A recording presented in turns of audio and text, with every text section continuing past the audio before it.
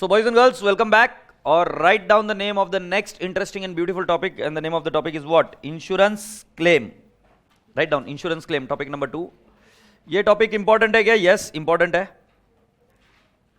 Sir, exam में आता है. यस जनरली आता है.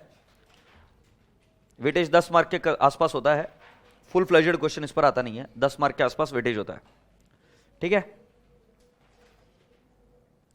सो इसमें मैंने क्या किया है, इस चैप्टर के लिए लिख लीजिए रिवाइज थ्योरी फर्स्ट. जो इस बुक में आपको दी गई है, इस बुक में जो आपको थ्योरी दी गई है वो आपको पहले क्या करना है? रिवाइज करना है.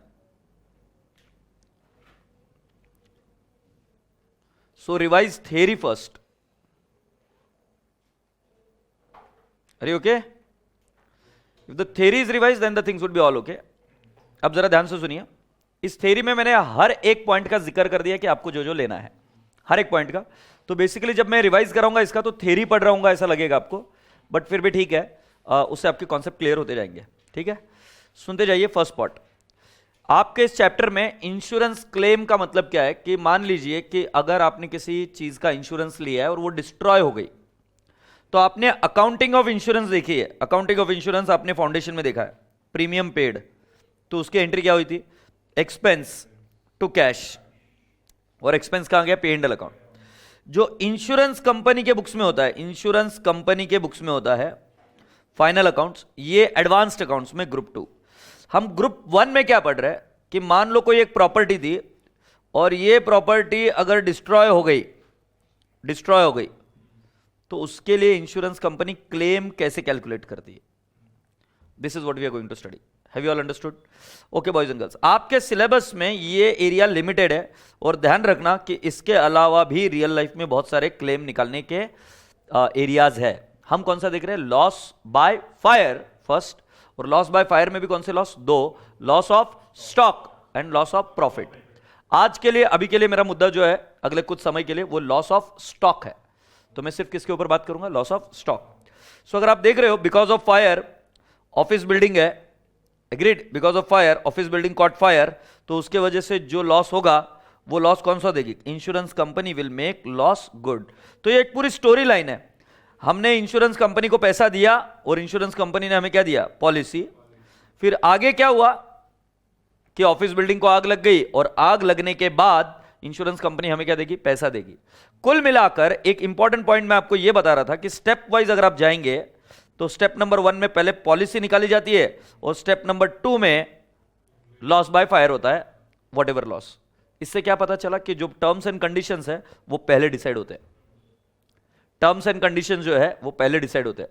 ये एवरेज क्लॉज समझने के लिए आपको इजी होगा, आप कभी मिस्टेक नहीं करोगे. बस ये दिमाग में रखना सीक्वेंस, पहले पॉलिसी निकलती है और उसके बाद में क्या होता है? आग लगती है.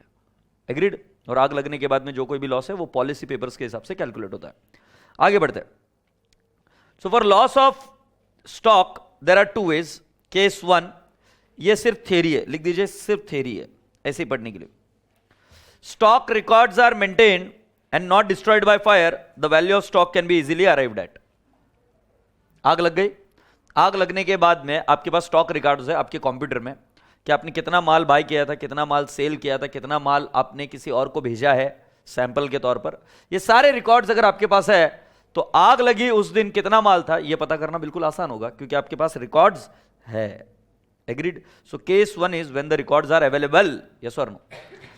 Case 2, stock records are not available और destroyed by fire. Now don't get into this hassles कि वो क्यों अवेलेबल नहीं है, बस तुमको बता दिया नहीं है, बात खत्म. तो अब ऐसे केस में अगर आपको स्टॉक कितना था ये निकालना पड़े तो वो कैसे निकालना ये बात है.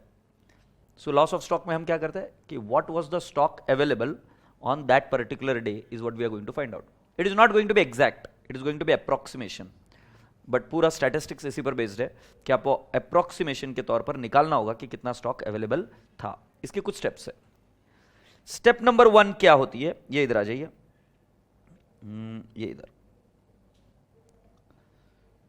स्टेप नंबर 1, ओके, आपको लास्ट ईयर का ट्रेडिंग अकाउंट बनाना पड़ेगा. अगर आप ध्यान से देख रहे हो तो मैंने शब्द यूज किया ट्रेडिंग अकाउंट.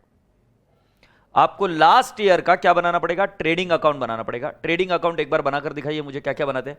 डेबिट साइड में क्या क्या होता है, जल्दी से बताओ। ओपनिंग स्टॉक, फिर purchases, direct expenses. Credit side में by sales, by closing stock, और क्या, by drawing of goods, by loss by fire, etcetera etcetera. Agreed. तो आप हाँ बराबर, एडवर्टीजमेंट। तो आप सभी लोगों से रिक्वेस्ट है, इधर एक बॉक्स बनाया हुआ है, इस बॉक्स के पास आ जाइए। I am saying about the page number 2.4। Okay, so please come down to 2.4 और इधर पहला काम करिए, एक ट्रेडिंग अकाउंट बनाइए। Trading account. और जब आप ट्रेडिंग अकाउंट बना रहे हो तब कोशिश करना कि आप ऐसे कुछ कॉलम बनाए, ठीक है। ध्यान रहे मैं इतनी जगह छोड़ चुका हूं, एग्रीड। और फिर अभी आप लिखिए to opening stock, to purchases,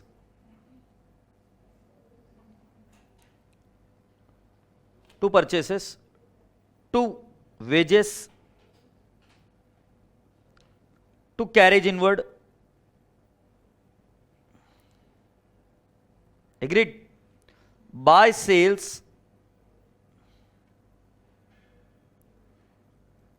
buy closing stock, buy goods lost by fire या goods withdrawn, ड्राइंग से लिख दो बेटा शॉर्ट में, by drawing of goods, drawing of goods, by, can I not say free sample, ठीक है, free sample, by, you can say advertisement, etcetera etcetera. ये इधर मैंने टोटल कॉलम में लिखा। फिर इधर चलकर हमारे पास आ जाता है टू जीपी, इधर चलकर हमारे पास आ जाता है 2GP।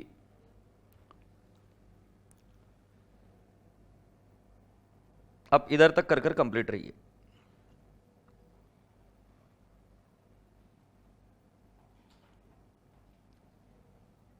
तूने गलत किया, देख उसने किया वैसा करना चाहिए था।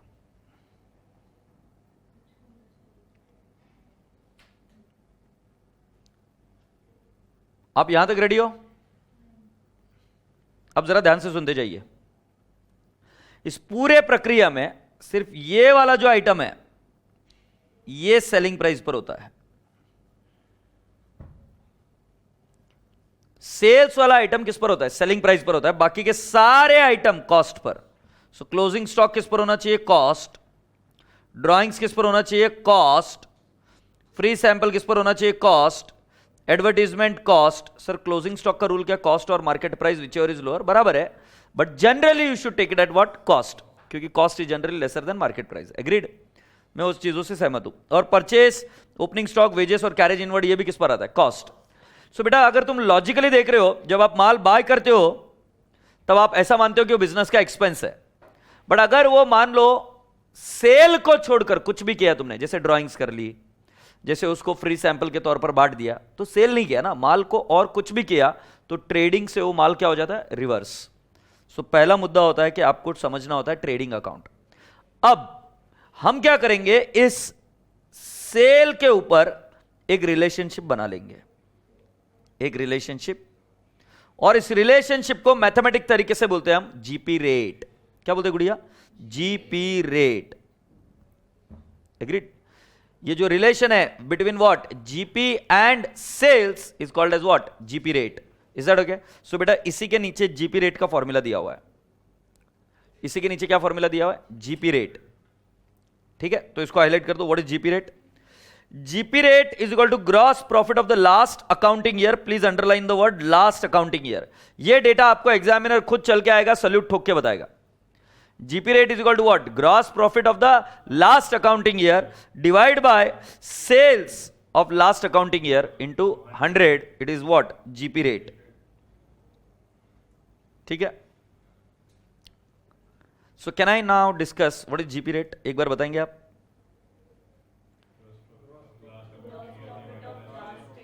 GP rate is equal to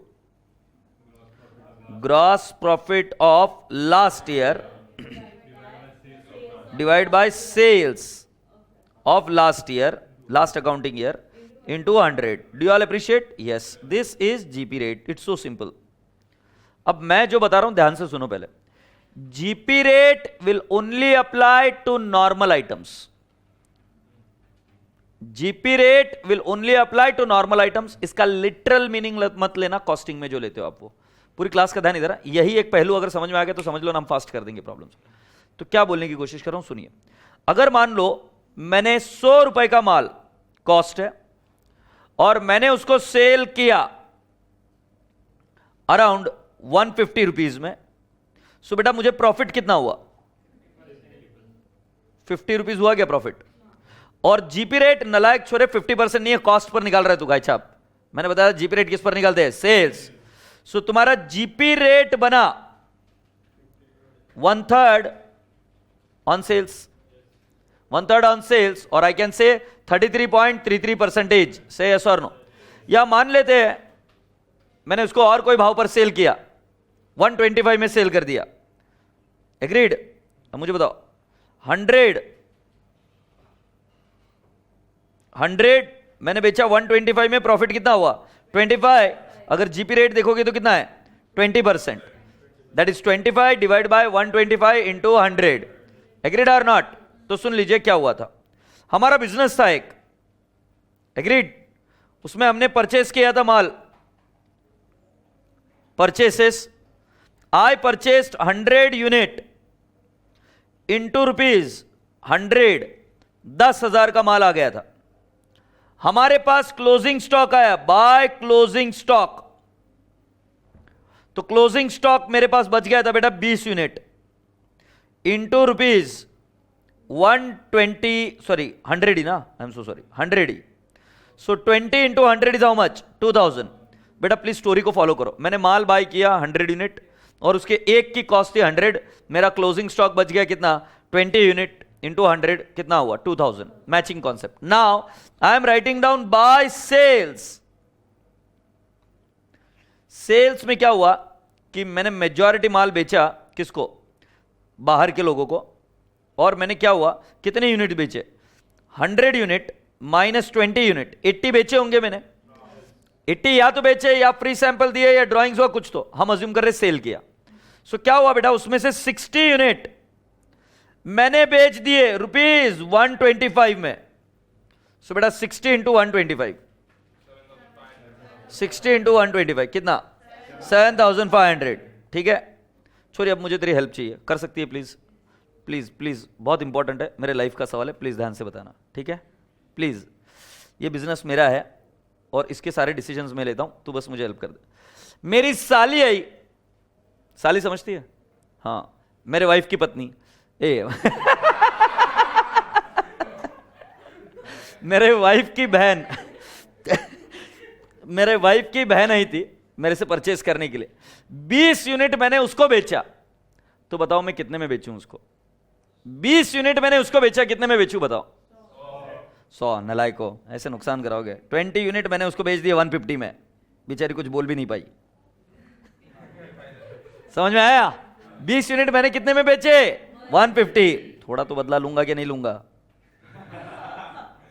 सो बताओ मुझे, 20 इंटू 150 कितना हो गया? 3000. अब बेटा जीपी कितना आया? जीपी टू जीपी बताओ. 2500 बता रहा बेटा तू.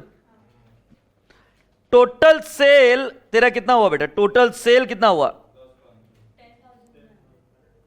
टोटल सेल अगर मैं आउटर कॉलम में सही से फिगर ले रहा हूं तो 10,500. 10,500 में मेरा प्रॉफिट कितना हो गया? 2,500. से यस और नो? अब मैं आपको बताऊं क्या इसका जीपी रेट आपने कितना बताया था मुझे? जीपी रेट बताया था आपने मुझे 20%. यस और नो? क्योंकि 100 का माल खरीद के तुम जनरली कितने में बेचते हो? 125. एग्रीड? तो बेटा अब मैं तुमको नॉर्मल और एबनॉर्मल आइटम समझा रहा हूं कि क्या होता है. वो आइटम नॉर्मल होता है जो जीपी रेट पर चलता है, और वो आइटम एबनॉर्मल होता है जो जीपी रेट को तोड़ देता है. ये मतलब मैं इंश्योरेंस क्लेम में पढ़ाता हूं. Which item is abnormal, which breaks GP rate, और which item will break the GP rate, जो अपनी डिजायर्ड सेलिंग प्राइस के या तो ऊपर बिक जाएगा या नीचे बिक जाएगा, वो आइटम बना एबनॉर्मल। समझ में आया कि नहीं? तुमको एग्जामिनर डेटा ऐसा देगा, ये देखो ऐसा, वो लिखेगा बाय सेल्स 10,500, वो लिखेगा टू परचेसेस 10,000, ए नहीं कितना था सेल्स, हाँ इतना ही तो था, और बाय क्लोजिंग स्टॉक 2,000, एग्रीड, और इधर आएगा 2 जीपी, तुमने बोला था 2,500, से यस और नो, ऐसा टैली क्या? अब इस डेटा, ये डेटा आपको दिया रहेगा, मुझे इसको क्लासिफाई करना पड़ेगा 2 हिस्सों में, और मैं क्या लिखूंगा, normal abnormal total, normal abnormal total. तो अभी क्या नॉर्मल एबनॉर्मल कॉलम समझ में आ रहा है क्या? मतलब ये जो सेल है, इस सेल में कितना आइटम एबनॉर्मल था, तो जो मैंने साली को बेचा था 3,000 रुपए, ये जीपी रेट को तोड़ चुका है। क्यों तोड़ चुका है? क्योंकि मैंने डिजायर्ड सेलिंग प्राइस के ऊपर बेच दिया, है नहीं? सो बेटा जी मैं इसको एबनॉर्मल में डालूंगा 3,000 और इसको डालूंगा 7,500, से यस। और बेटा जी मैं अभी आपको बता रहा हूं कि अगर कोई आइटम एबनॉर्मल क्लासिफाई हुआ तो मैचिंग कॉन्सेप्ट से उसकी कॉस्ट भी एबनॉर्मल मानी जाएगी। तो 20 यूनिट थे, एक की कॉस्ट 100 रुपए थी, तो कैन आई नॉट से 2,000 एबनॉर्मल आया कॉस्ट, हाँ या ना? और बचा हुआ कितना, 10,000 माइनस 2,000, ये कितना आ जाएगा 8,000। अरे तुम्हें समझ में आया कि मैं क्या कर रहा हूं? पहले एक आइटम एबनॉर्मल हुआ तो उसका पूरा परिवार एबनॉर्मल होगा। पूरा परिवार मतलब सेल हुआ है तो अपना बुद्धि लगा, कहीं ना कहीं परचेस भी तो हुआ होगा, तो उसका कॉस्ट साइड भी मैचिंग कॉन्सेप्ट से एबनॉर्मल में डाला जाता है। Do you all appreciate? Okay, now boys and girls, ये 2,000 में कोई एबनॉर्मल आइटम नहीं है, तो ये कितना आ जाएगा 2,000। क्यों एबनॉर्मल नहीं? क्योंकि ये कॉस्ट पर ही है, इसने अपनी कॉस्ट को नहीं तोड़ा, कॉस्ट को तोड़ देता है ये, मतलब ऐसे बोलते हैं ना रिटर्न ऑफ। ये 1,800 लिख देता, मैं कॉस्ट नहीं लिखता, 1,800 लिख देता, 1,800, तो अपनी कॉस्ट को तोड़ चुका है। तो ये कौन सा आइटम बना? एबनॉर्मल। एबनॉर्मल किसको बोलते हैं, अब समझ में आया क्या? जो आइटम अपनी जीपी रेट को, अपनी डिजायर्ड सेलिंग प्राइस को, अपनी कॉस्ट को तोड़ देता है, वो आइटम एबनॉर्मल होता है। उस आइटम को एबनॉर्मल में डालना, इधर कोई एबनॉर्मल नहीं। तो बेटा अब जीपी निकालो, इसका कितना आएगा? जीपी 1,000 आएगा, और इसके ऊपर आप बिंदास्त होकर जीपी रेट लगा सकते हो। जीपी रेट 7,500 का 20% 1,500 आना चाहिए। चेक कर रहे हो क्या मैं क्या बोल रहा हूं? हाँ या नहीं? नहीं, 7,500 ये नॉर्मल आइटम था, 10,500 में से 3,000 माइनस होकर 7,500, 7,500 पर जीपी रेट 20% निकाला था ना हमने पहले ही। 125 में बेच रहे तो सेल्स पर जीपी रेट कितना था? 20%। तो बेटा जी 1,500 आ रहा है क्या? सो बेटा जी कुल मिलाकर 2,500 आ रहा है। मुझे आगे मत जाने दो अगर नहीं समझ में आए तो। एबनॉर्मल में 1,000 कैसे है? एबनॉर्मल में 1,000 कैसे है छोरी? 3,000 माइनस 2,000 नलायक 1,000 है। राम क्या कोई पूछ ही रहे भाई, छोरी खाना ज्यादा हो गया क्या? बाकी और कोई दिक्कत? क्लियर है सभी को? ये एबनॉर्मल आइटम किसको बोलते हैं? नहीं, जीपी रेट को तोड़ देता है, अपनी कॉस्ट को तोड़ देता है, या अपने सेलिंग प्राइस को तोड़ देता है, वो आइटम एबनॉर्मल। और अगर एक एबनॉर्मल हुआ तो उसके related item abnormal, matching concept के हिसाब से एबनॉर्मल ट्रीट करने ही पड़ेंगे। से यस? यस। सो बेटा जी अब अपनी थ्योरी के पास आओ। बेटा प्लीज जरा ध्यान से पढ़ना। तो पहले तुमको मैंने क्या सिखाया? देखो यहां से शुरू किया था। पहले मैंने आपको सिखाया ट्रेडिंग अकाउंट क्या होता है, फिर ट्रेडिंग अकाउंट में कौन से आइटम कहां पे लिखे जाते हैं, फिर मैंने इसके आगे इधर एक जगह छोड़ी थी, इसके 2 कॉलम बनते हैं ना, नॉर्मल और एबनॉर्मल। तो पहले हमेशा प्रॉब्लम सॉल्व करते हो किस में लिखोगे? टोटल, और टोटल से नॉर्मल और एबनॉर्मल में लिखोगे। तो boys and girls, you are all requested to come down to this part. ठीक है? पहले इधर नको, इधर ही आ जाते हैं, पहले ये वाला कर ले। तो पहले वाले स्टेप में क्या करते हैं हम कौन से पेज नंबर पर है बेटा अभी? 2. ओके, 2.3 पर आ गए आप। अब 2.3 पर आ जाओ। सो 2.3 पर पहले लास्ट ईयर का क्या बनता है? Trading account. ये सारे डिटेल्स आपको दिए हुए रहेंगे, मतलब ओपनिंग स्टॉक भी दिया रहेगा, टू परचेस दिया रहेगा, सेल्स दिया जाएगा, क्लोजिंग स्टॉक दिया जाएगा। जीपी जनरली बैलेंसिंग फिगर होगा। से यस? ये बैलेंसिंग फिगर होने के बाद में आप जीपी रेट निकालेंगे, और जीपी रेट कैसे निकलेगा? So GP divide by sales into 100, यही तो नीचे लिखा है, हाँ या नहीं? सो इसको क्या लिखेंगे? स्टेप 1। इसको क्या बोलेंगे? स्टेप 1। बट ध्यान रहे, जीपी रेट जब भी निकालना है, प्रॉमिस करो, वचन लो, वचन वचन वचन, जीपी रेट हमेशा कौन से कॉलम की निकालोगे? नॉर्मल कॉलम की। अगर एबनॉर्मल कॉलम है तो उसकी जीपी रेट नहीं निकालते। हैप्पी? सो एक बार जीपी रेट निकल गई, फिर आप क्या करते हो? Memorandum trading account. अब तुम मुझे पूछोगे मेमोरेंडम मतलब क्या? Single effect. ये किसी ट्रायल बैलेंस से नहीं बन रहा है।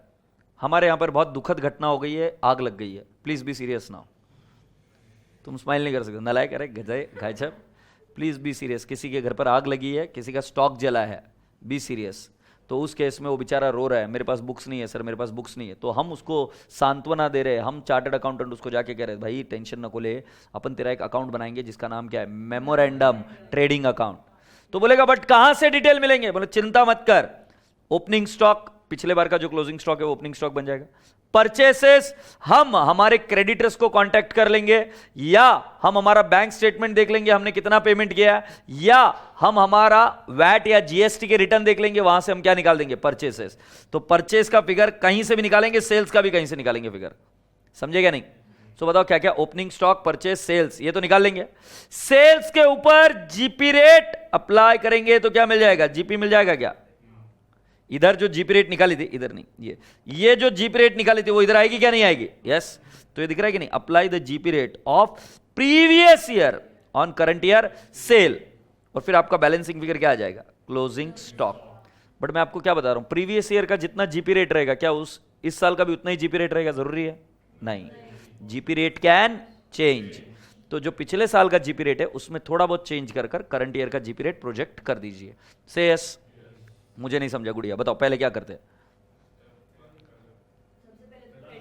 पहले ट्रेडिंग अकाउंट। कौन से साल का? Current year, previous year? Previous year. Previous year का ट्रेडिंग अकाउंट बनाने के बाद नॉर्मल एबनॉर्मल कॉलम बन सकते हैं क्या? हाँ, क्योंकि जीपी रेट किस पर निकलती है? सिर्फ नॉर्मल कॉलम। नॉर्मल या एबनॉर्मल आइटम का बाइफर्केशन कौन सा है? कौन सा एबनॉर्मल आइटम होता है? जो अपनी जीपी रेट को तोड़ देता है, सेल प्राइस को तोड़ देता है, कॉस्ट को तोड़ देता है, वो क्या होता है?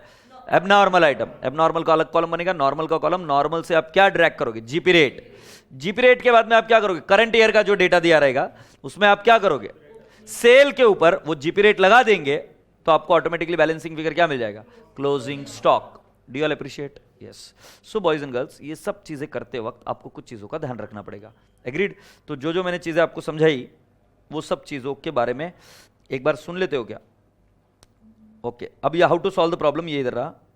How to solve the problem, how to solve problem. Okay, how to solve problem. पहले क्या निकालोगे? जीपी रेट निकालोगे ना?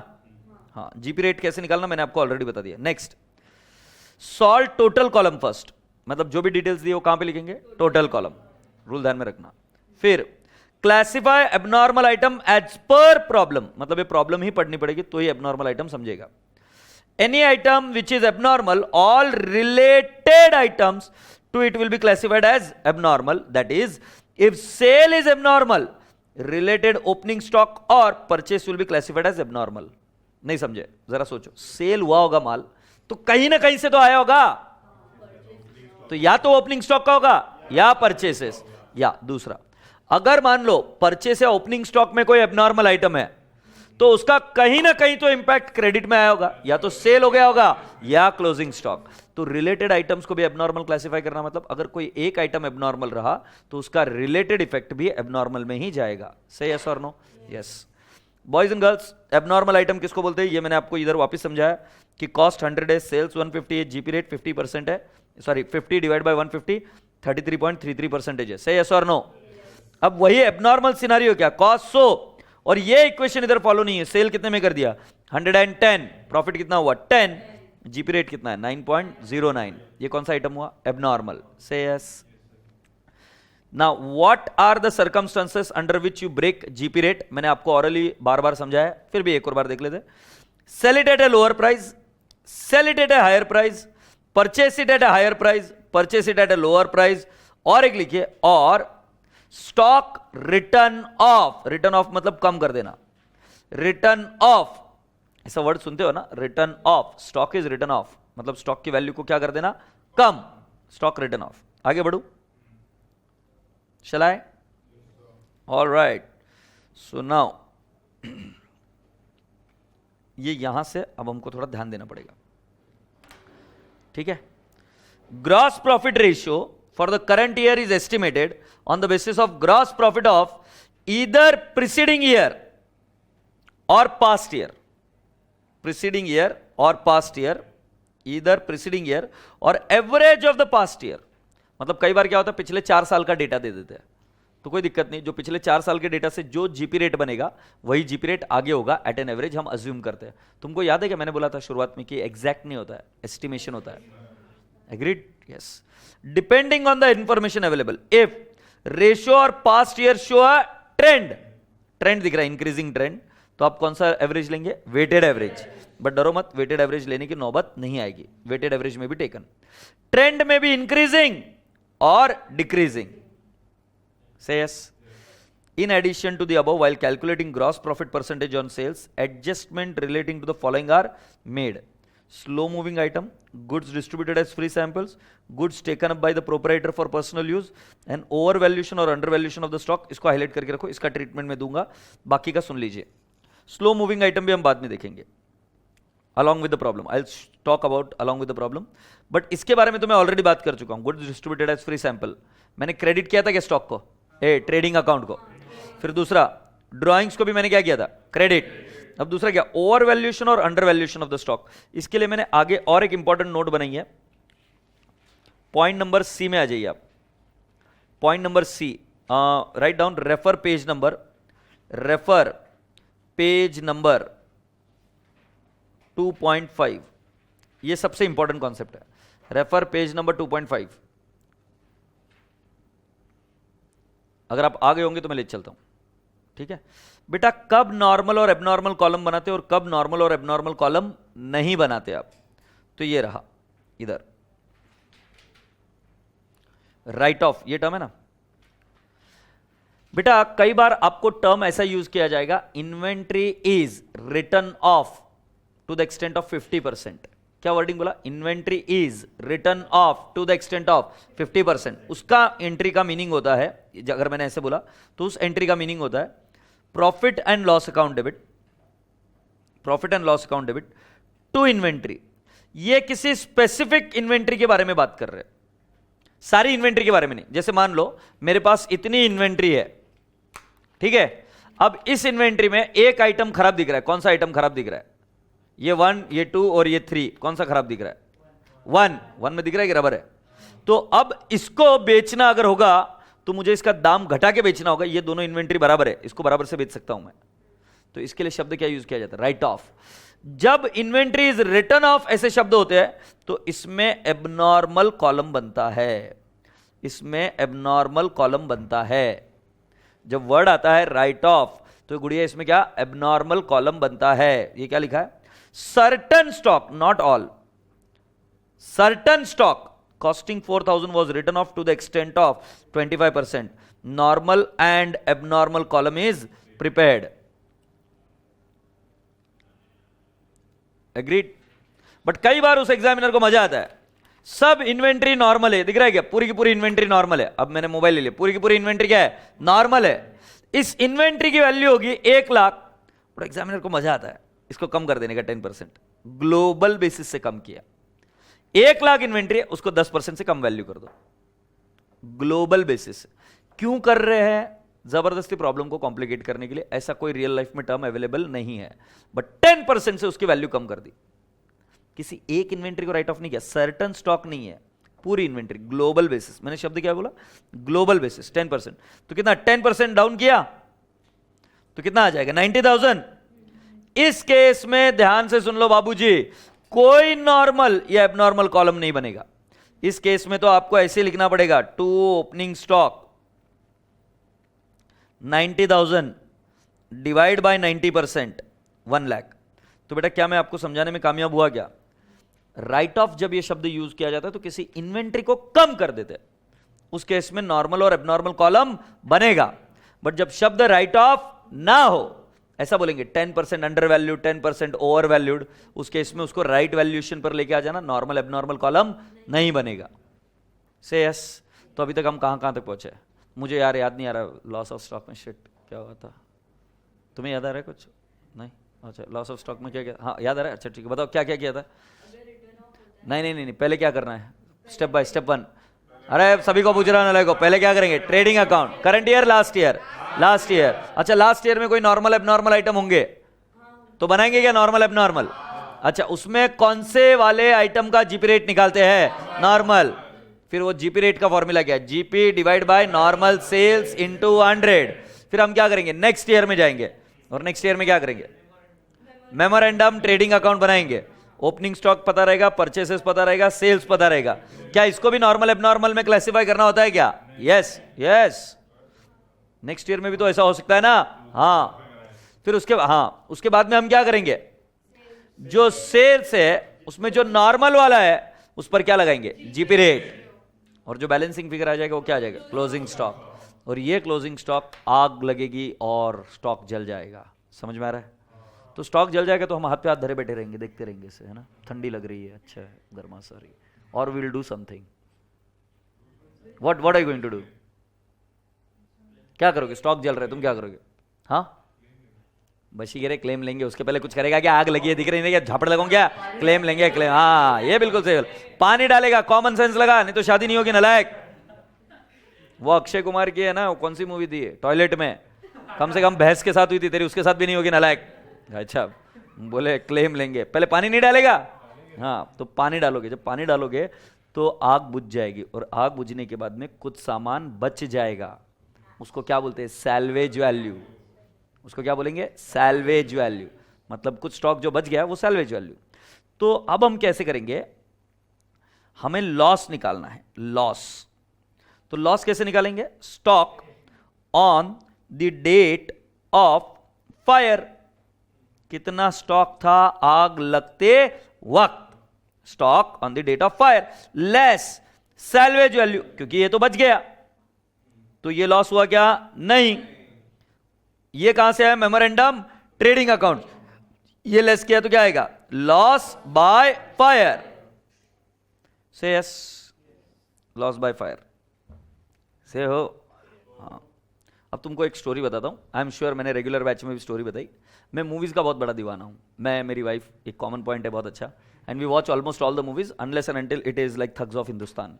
Otherwise we watch the movies unless it is this kind of movie, we watch the movies. ठीक है? तो हम movies देखने गए, तो एक मूवी देखने गए थे हम, चेन्नई एक्सप्रेस। एग्रीड? हाँ, तो बताने दो यार, अब ऐसा मत करो, ठीक है? तो हम चेन्नई एक्सप्रेस देखने गए थे, और मेरी कार है, छोटी सी कार है एकदम, ठीक है? हाँ, सुनते हो क्या? सुन तो लो। मैंने इंश्योरेंस लिया था इस कार का, 10 लाख की कार थी। मैंने इस कार का इंश्योरेंस लिया था सिर्फ 6 लाख का। तुम पूछोगे 6 लाख का क्यों लिया? क्योंकि मैंने बोला अगर 10 लाख का पूरा डैमेज हो गया तो मैं ही चला रहूंगा, मैं मर जाऊंगा, कोई लेना देना, कोई लेने वाला भी नहीं रहेगा पैसा, है कि नहीं भाई? बराबर। क्या मतलब है? तो मैंने क्या बोला, भाई 10 लाख की कार में से 6 लाख का इंश्योरेंस लेंगे तो अपने बचने के चांसेस है, फिर 6 लाख से वापस कार को दुरुस्त करा लेंगे, मरम्मत करा लेंगे, फिर यूज़ करेंगे। मजा है कि नहीं है? मैंने ये बात मेरी वाइफ को बताई। बताना पड़ता है भाई, I have to report her. हाँ, सो आई रिपोर्टेड हर कि ma'am listen to me, we have got a car of 10 lakhs and we got it insured for 6 lakh, so now we have got a cover of 6 lakh, so anything damage up to 6 lakh we can get the money back, yes or no? yes. तुम्हारे दिमाग में ये बात घुस गई ना? हाँ। फिर क्या हुआ, हम मूवी देखने गए थे, उन दिनों में चेन्नई एक्सप्रेस लगी थी। चेन्नई एक्सप्रेस बहुत पावरफुल मूवी, बहुत भारी मूवी। एग्रीड? उसमें पता नहीं वाइफ को क्या हुआ था, ले रखी थी कि क्या था, I don't know, and she watch that movie in that particular effect. बहुत मजा आया उसको। और उसमें एक सीन है ऐसा, ट्रेलर्स में भी दिखाते हैं, जिसमें वो कौन, शाहरुख खान ऐसे बाहर निकलता है, कोयता मारता है, और फिर वो गाड़ी उड़ती है, राइट? तो मेरी वाइफ रात की 1 बज रही, पता नहीं क्या हो रहा है उसको। हम कार से निकले हमारे घर के पास, मूवी देखकर हमारी बाइक को एकदम फॉर्म में बोलती है कि नहीं, मेरे को भी वो सीन एक बार रिपीट करना है। मैं बोला रुक जा माँ, नहीं कर सकते अपन इधर। नहीं, बोले करना है मतलब करना है। And she started, right? कुछ था, सीट बेल्ट वगैरह लगाई हुई थी, बच गया मैं। And then she opened up the door, और वहां पे था पोल समझते हो? और गाड़ी थी स्पीड में, और वो पोल के साथ हमारा दरवाजा टकराया और दरवाजा नीचे गिर गया। मैं बहुत खुश था, मुझे कोई टेंशन नहीं था, क्योंकि दरवाजे की कीमत थी अराउंड 80,000, और मैंने बोला 6 लाख का ले रखा है, और क्या प्रॉब्लम है? जाऊंगा उसको बोलूंगा दरवाजा टूट गया, एक्सीडेंट हो गया, 80,000 रुपये दो। मैं बहुत खुश था, ठीक है? ऐसे मैंने सोचा। फिर मैं गया इंश्योरेंस कंपनी के पास, और मैंने गराज में दिखाई गाड़ी, ये देख रहे भाई, मैं बाइकों का दीवाना हूं, बाइको ये करना चाहती थी, किया उसने, और टूटा हुआ हमारा दरवाजा, अब मुझे 80,000 रुपये दे दो, हमारा एक्सीडेंट हो गया। मैंने ये थोड़ी ना बताया हमारा एक्सीडेंट हो गया कि बाइकों ने ऐसा ऐसा किया, 80,000 रुपीज़ दो। मैं आपसे क्वेश्चन पूछ रहा हूं, देंगे या नहीं देंगे? नहीं देंगे। क्यों? क्योंकि तुम्हें समझ में आ रहा है क्या, पूरी गाड़ी अगर डैमेज होती तो मुझे वो 6 लाख रुपए ही देते। पूरी गाड़ी अगर डैमेज होती तो मुझे कितने देते? 6 लाख। ऐसा थोड़ी ना कि उन्होंने दरवाजे का इंश्योरेंस किया था, उन्होंने तो पूरी गाड़ी का किया था ना। तो वो बोले कि अगर पूरी गाड़ी डैमेज होती है, 10 लाख की गाड़ी कॉस्ट है, तो हम आपको कितना देते क्लेम? 6 लाख। तो झंडू तो अभी हमसे 80,000 कॉस्ट बोल रहा है, तो हम तेरे को 80,000 नहीं देंगे, हम तेरे को देंगे x। So 80,000 into 6 divide by 10। Can you please do it? 48,000 देंगे या नहीं देंगे? हाँ या ना? इसको बोलते हैं एवरेज क्लॉज। इसको क्या बोलते हैं? Average clause. तो एवरेज क्लॉज कैसे निकाला जाता है? देखो, loss by fire, loss by fire पता है क्या? Into something divide by policy amount, policy amount and value of stock on date of fire. और ये कब करना पता है क्या? कब करना है? ये फॉर्मूला हर बार यूज नहीं करना, नलायक नलायक। ये फॉर्मूला कब यूज करना? When there is average clause. और एवरेज क्लॉज कब आएगा? आग के दिन value of stock, value of loss नहीं है, वैल्यू ऑफ स्टॉक, फर्क है दोनों में। वैल्यू ऑफ स्टॉक मतलब स्टॉक कितना था? स्टॉक 10 करोड़ का भी हो सकता है, बट आपका नुकसान सिर्फ 1 लाख का हुआ हो। क्यों? आग लगी, आपने तुरंत बुझा दी, सिर्फ 1 लाख का नुकसान हुआ। मैं क्या बोल रहा हूं? When value of stock is greater than policy amount, it is under insurance. क्योंकि अगर पूरा स्टॉक जल जाता तो आपको पूरी अमाउंट मिलती क्या? नहीं। So when the value of the stock is greater than policy amount, average clause will apply. मुझे नहीं समझा, बताओ ना कब average clause will apply? Value of stock is greater than policy amount, then that means under insurance. क्योंकि stock तुम्हारा था 10 करोड़ का, तुम्हारा इंश्योरेंस था 6 करोड़ का, तो अंडर इंश्योरेंस।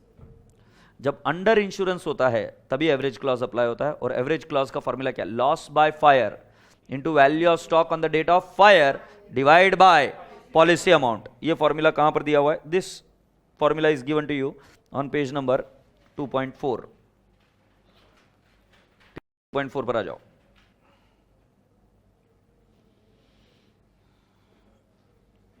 टू 2.4 पर आ जाओ। ये क्या लिखा है बेटा जी? Average clause. Net insurance claim is equal to loss of stock by fire, loss of into policy value divide by value of stock on the date of fire.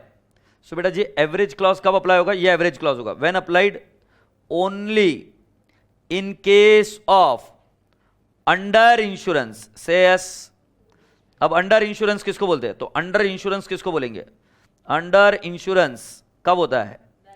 Value of stock is greater than on date of fire, on date of fire greater than policy amount, तभी सिर्फ average clause apply होगा, तभी सिर्फ average clause apply होगा। एक example देखेंगे? Yes.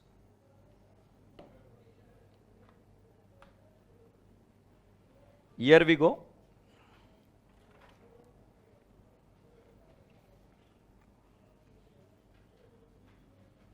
Are you ready?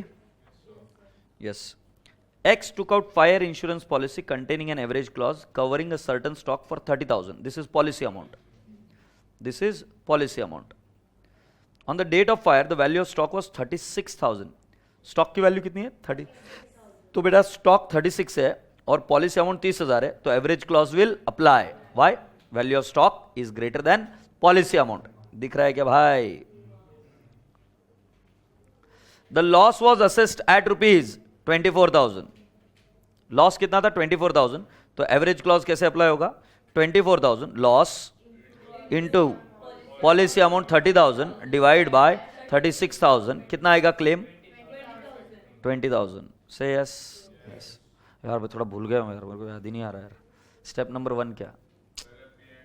पहले trading account. कौन सी ईयर का? करंट या लास्ट ईयर? लास्ट ईयर का। फिर उससे क्या निकलेगा? GP. GP rate. GP rate का फॉर्मूला क्या? GP divide by sales into 100। ये जीपी रेट किस पर लगाते? सभी पूरे सेल्स।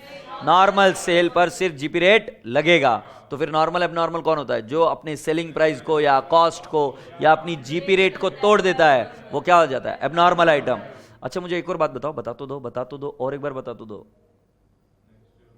नहीं नहीं नहीं नहीं नहीं नहीं नहीं, ये ग्लोबल बेसिस और राइट ऑफ बेसिस समझ में आया क्या?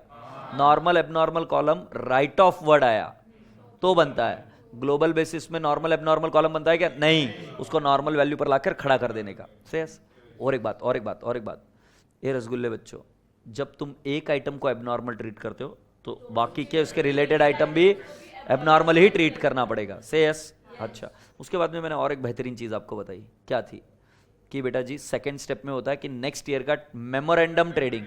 तुम पूछोगे सर मेमोरेंडम शब्द क्यों है? क्योंकि किसी ट्रायल बैलेंस पर बेस नहीं है, हम कहीं ना कहीं से डिटेल्स निकाल कर वहां पे डाल रहे हैं। सो हम ओपनिंग स्टॉक लिखते हैं पिछले साल से, फिर परचेसेस लिखते हैं, सेल्स लिखते हैं, उसका भी क्लासिफिकेशन नॉर्मल एबनॉर्मल में। से यस और नो?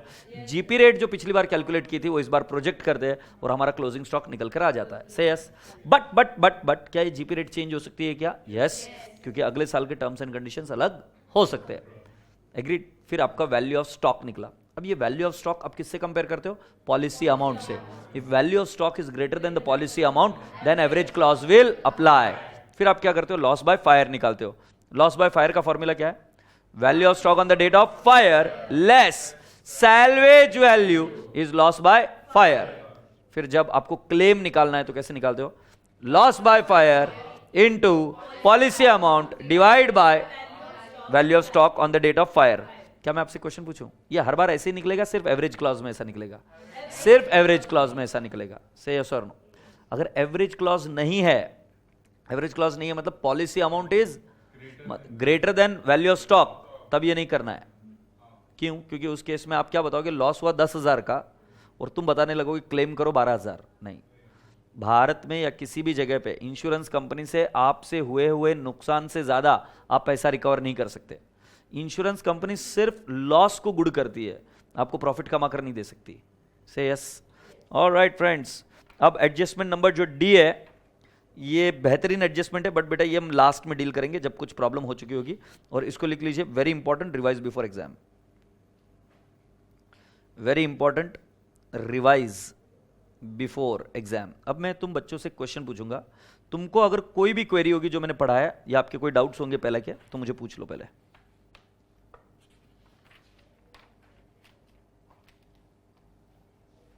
किसी को कोई डाउट नहीं? मतलब पहले भी झंडू थे, अभी भी है? गुड। अच्छा, so now boys and girls, you are all expected to come down to the question number 1।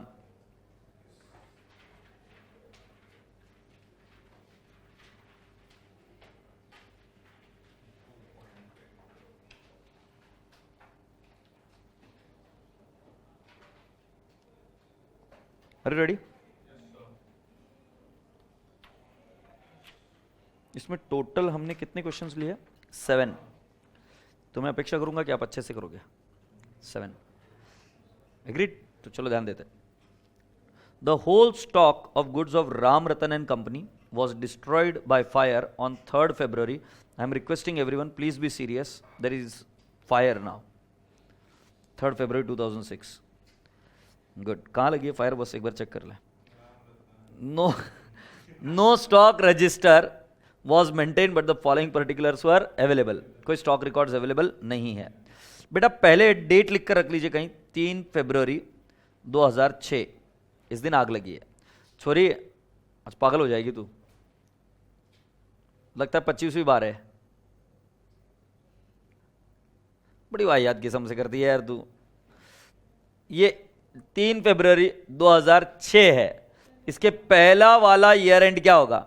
31 December 2005। Sir आपको कैसे पता? लिखा हुआ है यहां पर, stock as per balance sheet. बस अंतर्यामी नहीं हो, पता चल गया वहां से। समझ में आ रहा है ना? नहीं तो कुछ लोग सोचते हैं। हाँ, सो ये है ओपनिंग स्टॉक 1/2005 का और ये है क्लोजिंग स्टॉक। तो ये लिखिए लास्ट ईयर और ये भी लिखिए लास्ट ईयर। परचेज फॉर 2005 नलायक लास्ट ईयर है नहीं, एंड परचेज फ्रॉम 1 जनवरी 2006 से 3 फरवरी 2006, सो ये करंट ईयर। सेल्स फॉर 2005, ओहो लास्ट ईयर, कमीनापन का है ना, हद है। और ये करंट ईयर। हैप्पी? धीरे से, किसी को बताना मत, धीरे धीरे चलो आगे। while valuing the stock on 31st December 2005, 480 was written off out of the cost price of 1080. नहीं, एबनॉर्मल नहीं, पहले मुझे इस लाइन का मीनिंग बताओ। एक स्टॉक ऐसा था जो 1080 जिसकी कॉस्ट थी, उसमें से 480 राइट ऑफ कर दिया है। बोल हाँ। सो छोरी मैं बता रहा हूं वो सही है क्या? 1080 माइनस 480 कितना उसका वैल्यू कर रखा है? 600। है नहीं? अरे ओ शाकाल, इस स्टॉक के पास एकदम प्यारी निगाहों से देख, इस स्टॉक के पास देख पा रहा है? क्योंकि इसी तारीख का तो स्टॉक है। इस स्टॉक में तुझे नहीं लगता कि कोई एबनॉर्मल आइटम घुसकर बैठ गया है? अब तुम पाप मत करना, सही से बताना कितना घुसकर बैठा है। 1080 घुस के बैठा, 480 घुस के बैठा, 600 घुस के बैठा है। Very good. कितना घुस के बैठा है? 600। क्योंकि रिटर्न ऑफ मतलब ये जो स्टॉक है उसमें एबनॉर्मल आइटम कॉस्ट पर नहीं है। मैंने बोला था कि कॉस्ट को तोड़ देता है। कॉस्ट पर ही रहता है तो एबनॉर्मल कैसे होता है? गाइछाप कॉस्ट को तोड़ दिया, कॉस्ट को तोड़ दिया तो क्या होगा? 1080 में से 480 तोड़ दिया, है नहीं? तो कितने का घुस गया? 1080। नलायक 600। 600 सॉरी। हैप्पी, मैं एक बात पूछ सकता हूं क्या तुमको? पूछ लो, किसी को बताओगे तो नहीं? ये 600 इधर एबनॉर्मल हुआ क्लोजिंग स्टॉक में क्रेडिट साइड में, तो इसके पप्पा कहां हैं? Debit side. नेक्स्ट ईयर नहीं मां, पप्पा नेक्स्ट ईयर कैसे आएंगे? बच्चा आता है नेक्स्ट ईयर। पप्पा पप्पा अरे यार, हाँ लॉजिकली वीक है तू। हाँ सो ये 600 क्लोजिंग स्टॉक में एबनॉर्मल है, तो इसका रिलेटेड आइटम कभी ना कभी तो परचेस किया होगा ना। तो एबनॉर्मल कॉलम में आप और एक बाइफरकेट करेंगे परचेसेस में भी, वो मैं सिखाऊंगा, डोंट वरी अबाउट दैट। आगे, and this stock was sold in Jain 2006, मतलब एबनॉर्मल आइटम बिका है, हाँ या ना? तो बेटा जी ये सेल भी कौन सा होगा? एबनॉर्मल।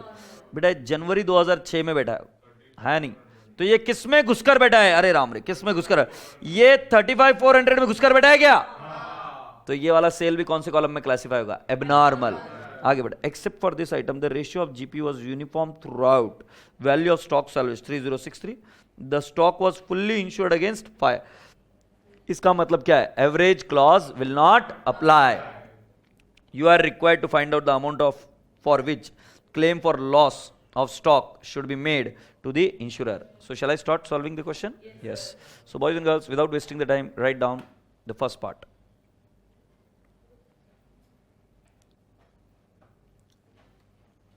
ये बीच में रखो तुम्हारे, ठीक है? Just don't mark. हाँ, सो पहला वाला हम क्या लिखेंगे? Name of the company. Name of company. हंसते हंसते मत बोलो, उनके यहां पर वाट लगी है। राम रतन एंड कंपनी, आग लगी है राम रतन एंड कंपनी, बेचारे लोग। डेट ऑफ फायर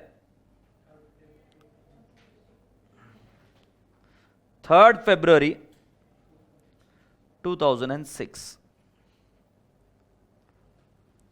ठीक है। स्टेप नंबर 1, पिछले साल का ट्रेडिंग अकाउंट बनाना है। सो बेटा जी ट्रेडिंग अकाउंट, ट्रेडिंग अकाउंट, और एकदम प्यार से हम इधर लिखेंगे for the period ended, for the period ended 31st December 2005। क्या मैंने सही लिखा?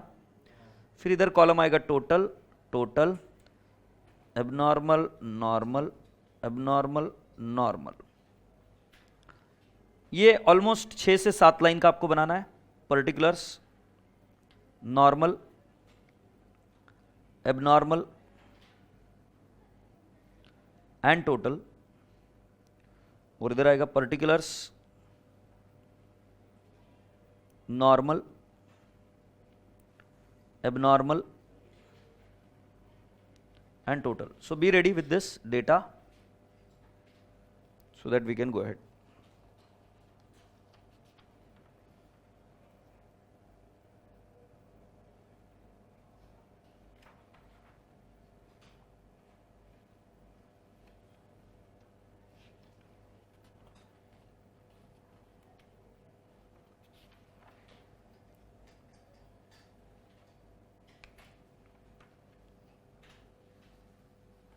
ठीक है बेटा जी।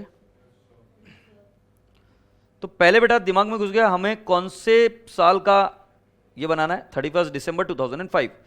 पूरी क्लास एकदम शांति से देखकर बनाएगी। देखो मैं क्या क्या कर रहा हूं। पहले मैं क्या लिखूंगा, 2, वेरी गुड बेटा, 2 ओपनिंग स्टॉक। पहले टोटल कॉलम में लिखना 26,580, फिर बाय क्लोजिंग स्टॉक मैं टोटल कॉलम में लिखूंगा 22,530, फिर बेटा जी हम लिखेंगे 2 परचेसेस। जो हमने लास्ट ईयर का डेटा क्लासिफाई किया ना बेटा वो सारा लिख रहा हूं, 62,310, फिर बाय सेल्स 91,500। यहां तक आ जाओ तो मुझे बताना। फिर आपको एडजस्टमेंट को ढूंढना होता है। एडजस्टमेंट में जो आइटम्स आपने लिखे, क्या उस आइटम में किसी ने अपनी जीपी रेट को तोड़ा है क्या? जैसे क्लोजिंग स्टॉक में एक आइटम ऐसा घुसकर बैठ गया था जिसकी ओरिजिनल कॉस्ट थी 1080, पर उसमें से 480 राइट ऑफ हो गया था, तो 1080 माइनस 480 वो क्लोजिंग स्टॉक में घुसकर बैठ गया था 600। जिनको नहीं समझ आ रहा मैं इधर लिख देता हूं 1080 माइनस 480। जाहिर सी बात है ये फिगर बैलेंसिंग होगा, 22,530 माइनस 600, 21,930। क्या आपको बैलेंसिंग फिगर समझ में आया क्या? बट बेटा अगर कोई आइटम एबनॉर्मल है क्रेडिट में तो जाहिर सी बात है उसका डेबिट में भी इंपैक्ट होना ही चाहिए, कहीं ना कहीं से तो आया होगा। मैं आपसे एक प्रश्न पूछता हूं, ये आइटम जो एबनॉर्मल है ये या तो ओपनिंग स्टॉक में घुसकर बैठा होगा या परचेस, तो मैं जहां मर्जी है वहां पर लो, बट जनरली मैं उसको लूंगा परचेसेस। शांति से सुनो, मैंने ये मोबाइल खरीदा राइट 40,000 में, इसको ले जाके फेंक दिया, ये बन गया 28,000 का, तो कॉस्ट भी चेंज हो जाएगी। बोलो हाँ, कॉस्ट चेंज होगी क्या? कॉस्ट तो सेम ही रहेगी ना। मैं वापिस बता रहा हूं, मैंने ये पेन खरीदा 6 रुपए में, फिर उसको जोर जोर से 10 बार फेंक दिया, 6 रुपए का पेन 4 रुपए का बन गया। मैजिक समझ में आ रहा है? तो बेटा क्लोजिंग स्टॉक 4 में आ सकता है, बट इसकी कॉस्ट चेंज होगी क्या? नहीं, cost will remain same. So closing stock में राइट ऑफ करने की वजह से 600 पर आया था, बट परचेस में आइटम कौन सी वैल्यू पर घुसकर बैठा है? 1080, उसकी परचेस प्राइस। तो इधर आएगा 1080, बेटा 62,310 माइनस 1080 कितना बता रहे बेटा? 61,230। Do all appreciate? अब मैं आपसे एक और प्रश्न पूछूं क्या? मैं आपसे और एक प्रश्न पूछूं क्या? इन बाकी के आइटम्स के बारे में कुछ नहीं बोला है। सेल कब हुआ है? अगले साल हुआ है। सेल कब हुआ है जाके चेक करो, जनवरी 2006 में बिका है। अपना तो 31 दिसंबर तक ही है ना, तो करंट ईयर में सेल में कोई एबनॉर्मल आइटम नहीं है, तो ये कितना हो जाएगा? 91,500। जिन बच्चों को वापस डाउट है वापस बता रहा हूं, जनवरी 2006 में सेल हुआ। सो बेटा जी ये आइटम अभी तो एबनॉर्मल नहीं है, इधर तो कोई एबनॉर्मल आइटम नहीं घुसा, तो 91,500, और इधर ओपनिंग स्टॉक में भी कुछ नहीं है, 26,580। से यस। हे लवली पीपल, अब आपके पास में पूरे डिटेल्स अवेलेबल हो गए क्या? सो क्या मैं ऐसे नहीं बोल सकता 2 जीपी? सो ग्रॉस प्रॉफिट बेटा जी 91,500 plus 21,930 minus 26,580 minus 61,230, it turns out to how much? 25,620. This is gross profit. और बेटा जी 1080 minus 600, do not worry, you can write it down here only, negative. Negative लिख दो, कोई टेंशन नहीं है, ये actual trading account नहीं बन रहा है, तो इधर ही तुम नेगेटिव लिख दो। 1080 माइनस 600, 480 का लॉस हो गया। सो 25,620 माइनस 480 इज इक्वल टू कितना आ जाएगा? 25,140। और क्या बेटा ये टैली हो जाता है क्या? जिन बच्चों को इस एरिया के बारे में डाउट है, मैं वापस कुछ क्लैरिफिकेशन देना चाहता हूं। मॉड्यूल अगर इस 480 को क्रेडिट में लिखती है तो ठीक है, कोई दिक्कत नहीं है। I am again and again respecting and requesting you all कि ये 480 इधर लिखना नेगेटिव कोई प्रॉब्लम नहीं है। नहीं तो अभी मैं आपको फाइनलाइजेशन नहीं सिखा रहा हूं, मैं तो क्लेम कैसे निकालना ये सिखा रहा हूं। तो हम हमारे हिसाब से अकाउंट्स बना सकते हैं। ये नेगेटिव आ गया, डू यू ऑल अप्रिशिएट? अब नेगेटिव कैसे है? तो 1080 डेबिट में है और 600, तो जाहिर सी बात है हमारा लॉस हुआ 480। अब हमें स्टेप नंबर 2 में क्या निकालना पड़ता है? Step number 2, GP rate. अब बेटा GP rate of the year 2005, और हम अज्यूम करेंगे कि यही 2006 में था, ऐसा जरूरी नहीं है बट हम अज्यूम करेंगे। सो बेटा कितना प्रॉफिट था? 25,620। अगर आपको याद होगा तो मैंने कहा था कि मैं सिर्फ नॉर्मल आइटम कंसीडर करूंगा। 25,620 डिवाइड बाय 91,500। आपको वापिस याद दिला दूं, मैं नॉर्मल आइटम कंसीडर करूंगा। नॉर्मल कॉलम की जीपी रेट निकलती है into 100। 25,620 divide by 91,500 into 100, that's absolutely correct beta, 28%. This is the GP rate. Say yes. Once this you have got a GP rate, now again you have to create memorandum trading account for which year? 2006 up to 3rd February 2006. तो बनाइए। ये समझ में आ रहा है कैसे कर रहे हैं हम? सो हम बनाएंगे memorandum trading account, memorandum trading account for the period ended 3rd February 2006. For the period ended 3rd February 2006. So then I draw a line, and then you have got normal, abnormal, total, normal, abnormal and total. Normal, abnormal, total, normal, abnormal, total. ठीक है, एक simple सी trick बताता हूं। अगर पिछले बार में abnormal stock था या पिछले बार एबनॉर्मल कॉलम था, तो यही वाला स्टॉक तो कैरी फॉरवर्ड होगा ना नीचे, तो ऑटोमेटिकली एबनॉर्मल कॉलम बनाना ही पड़ेगा। ओपनिंग है और ऑटोमेटिकली एबनॉर्मल कॉलम बनाना ही पड़ेगा। से यस और नो? तो क्यों मैंने एबनॉर्मल कॉलम वो बताया मैंने आपको। If you ready let me know.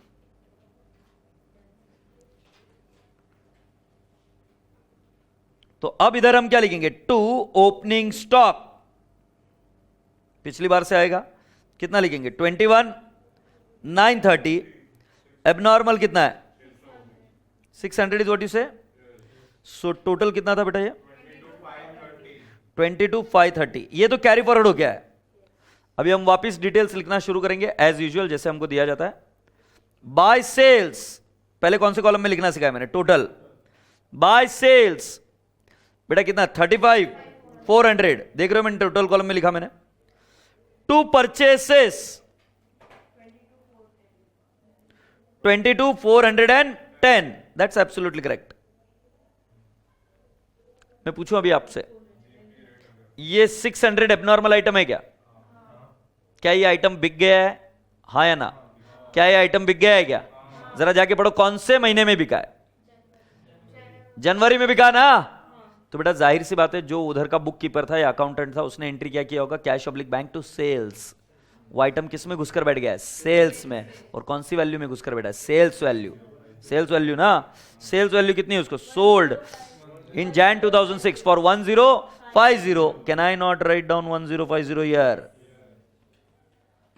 So boys and girls, 35,400 minus 1050 कितना आ जाएगा? 34,350। क्या आपको समझ में आया ये एबनॉर्मल आइटम क्यों है? क्योंकि बेटा अगर 600 एबनॉर्मल है और अगर वो सेल हुआ तो वो भी क्या होगा? Abnormal item. एक क्वेश्चन पूछू क्या? अगर वो सेल नहीं होता तो वो कहां पे रहता? स्टॉक में रहता, तो स्टॉक में एबनॉर्मल आइटम आता। बट जनरली सेल हो जाएगा, या सेल नहीं होगा तो बताएंगे कितनी वैल्यू पर पड़ा हुआ है। सो बेटा अभी जीपी रेट किस पर लगाना मैंने आपको सिखाया। सॉरी परचेस में कोई एबनॉर्मल है क्या? नहीं, कुछ नहीं बोला है तो कोई एबनॉर्मल नहीं है। To GP, so can I not say 34,350 into कितना परसेंटेज था? 28% था क्या? 9618। और बेटा जी इसमें आ गया आपका प्रॉफिट 450।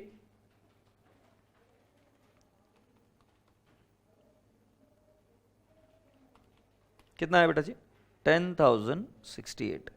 क्या आप मेरा साथ दे सकते हो अभी थोड़ा? मेरे पास सभी फिगर्स आ गए, एक फिगर मिसिंग है, कौन सा वाला? सो मैं लिखूंगा बाय क्लोजिंग स्टॉक। प्लीज पूरी क्लास का ध्यान इधर, ठीक है बेटा। क्लोजिंग स्टॉक एक आएगा, बट क्या एबनॉर्मल में क्लोजिंग स्टॉक लिखोगे? मेरी नाक मत कटवा के आना नालायक को, क्योंकि जब माल बिक जाता है तो वो क्लोजिंग स्टॉक में नहीं रहता। नील माल तो बिक गया है ना, तुमने खुद ने बेचा अपने हाथ से उसको, तो क्लोजिंग स्टॉक में नहीं रहेगा। सो 34,350 माइनस 21,930 माइनस 22,410 माइनस 9,618, तो कितना रहा? 19,608। ये क्या है? क्लोजिंग स्टॉक आया क्या? ये बैलेंसिंग फिगर इधर आया। सो बेटा जी आपका टोटल स्टॉक कितना है? 19,608। मान लो तुम इस कंपनी के हेड हो और तुम इंश्योरेंस कंपनी के पास मांगने जाओगे स्टॉक, तो तुम कितने का स्टॉक मांगोगे उनसे? कितना पैसा मांगोगे तुम उनसे? कितना पैसा मांगोगे? सोच के बताओ। 19,608। क्यों? क्योंकि हमारा नहीं सैल्वेज वैल्यू छोड़ो अभी, बट अगर हम पैसा मांगेंगे तो कितना मानेंगे? 19,608। अगर मान लो ये पूरी तरीके से इंश्योर्ड नहीं होता तो इंश्योरेंस कंपनी हमें क्या बोलती? पूरा पैसा नहीं दूंगी, जितने का इंश्योरेंस कराया उतना है, एवरेज क्लॉज। क्या लॉजिक लग रहा है? सो बेटा जी can I not say loss by fire? Loss by fire, तो लॉस बाय फायर कैसे निकलेगा? Value of stock on the date of fire. Please give me the figure. 19,608 less salvage value. Very good. What is salvage value? 3063. ये negative. And what is the loss by fire?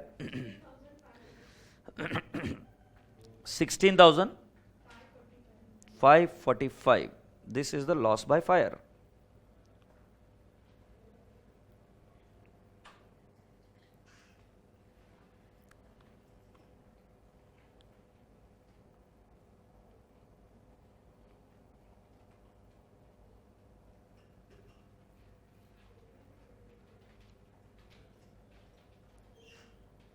आपसे कुछ question पूछ सकता हूं क्या? ये fully insured है क्या stock?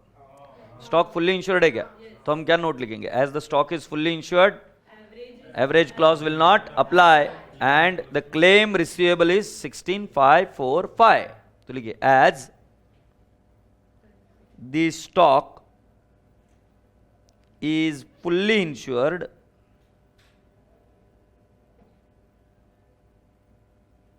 average clause will not apply. As the stock is fully insured, average clause will not apply. और आगे क्या लिखेंगे? Insurance claim receivable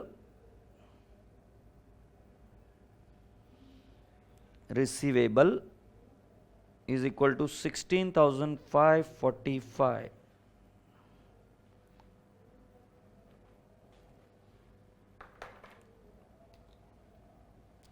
before we go further, I am not in any hurry, क्योंकि theory हमने थोड़ी सी fast पढ़ी। Generally एक दिन में थ्योरी पढ़ाने में लेता हूं when I am in the regular batch. Yes और no? So can we go and revise everything whatever we have done, और उसका इंटरप्रिटेशन देख लेते हैं। सो जब मैंने आंसर शुरू किया, सो फर्स्ट पार्ट तो सिंपल है। फर्स्ट पार्ट में हमने ट्रेडिंग अकाउंट बनाया। उसमें फर्स्ट क्वेश्चन मैं आपको पूछूंगा, उसका आंसर बताना मुझे कि आपने नॉर्मल और एबनॉर्मल कॉलम क्यों बनाया? क्योंकि एक जो स्टॉक था वो अपनी कॉस्ट को छोड़कर राइट ऑफ हो चुका था, तो एबनॉर्मल बनाया। फिर तुमने दिमाग लगाना कि स्टॉक में कितना घुसकर बैठा है, वेदर 1080 घुसकर बैठा है, 480 घुसकर बैठा है या 600। क्योंकि अगर तुमने सही फिगर नहीं चुना तो तुम्हारा नॉर्मल वाला कॉलम टेम्पर हो जाएगा। ये अगर 600 नहीं चुना, तुमने इधर 1080 चुना, तुमने इधर 480 चुना, तो गड़बड़ हो जाएगी। तो दिमाग कैसे लगाना? स्टॉक में कितना घुसकर बैठा है। तो स्टॉक में तो 600 ही घुसकर बैठा था ना, तो 600 को निकाला तो 21,930 आ गया। से यस और नो? फिर इससे हमारा मकसद क्या था? हमें क्या निकालना था? GP rate. और जैसे एक आइटम एबनॉर्मल हुआ तो ये आइटम कहीं ना कहीं से तो आया होगा, या तो ओपनिंग स्टॉक या परचेसेस। जनरली परचेसेस में ले लीजिए, बट परचेस में 600 नहीं लेना। परचेस में क्या लेना? कॉस्ट, जितने में बाय किया था। क्योंकि बेटा जी अगर आप उसको राइट ऑफ करते तो उससे उसकी कॉस्ट चेंज नहीं होती, उसकी परचेस प्राइस चेंज नहीं होती। सही, यस और नो?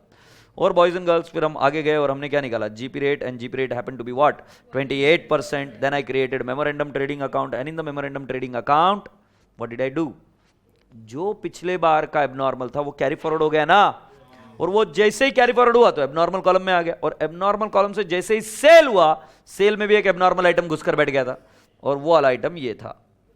हमने वापस पूरा सॉर्ट आउट किया, उसके बाद में जो नॉर्मल सेल्स था उसके ऊपर जीपी रेट लगाई, कितनी, 28%, और ये करने के बाद में हमें क्लोजिंग स्टॉक मिला 19608। ये क्लोजिंग स्टॉक में से कुछ सैल्वेज वैल्यू मिली क्या हमें? यस, ये देखो, ये क्लोजिंग स्टॉक, सॉरी मैंने ये वाला बताया, ये नहीं, ये वाला। सो इसमें हमारे को कोई सैल्वेज वैल्यू मिली, यस 3063। तो इससे हमको पता चला हमारा लॉस कितना था, और वो लॉस कितना, 16545। फिर हमने देखा क्या हमारा एवरेज क्लॉज अप्लाई होने वाला है क्या, नहीं, तो हमें पूरा क्लेम मिल गया। से यस। तो क्या पहले टाइप का क्वेश्चन समझ में आया? Yes. Now boys and girls, you are all requested to come down to the question number 2।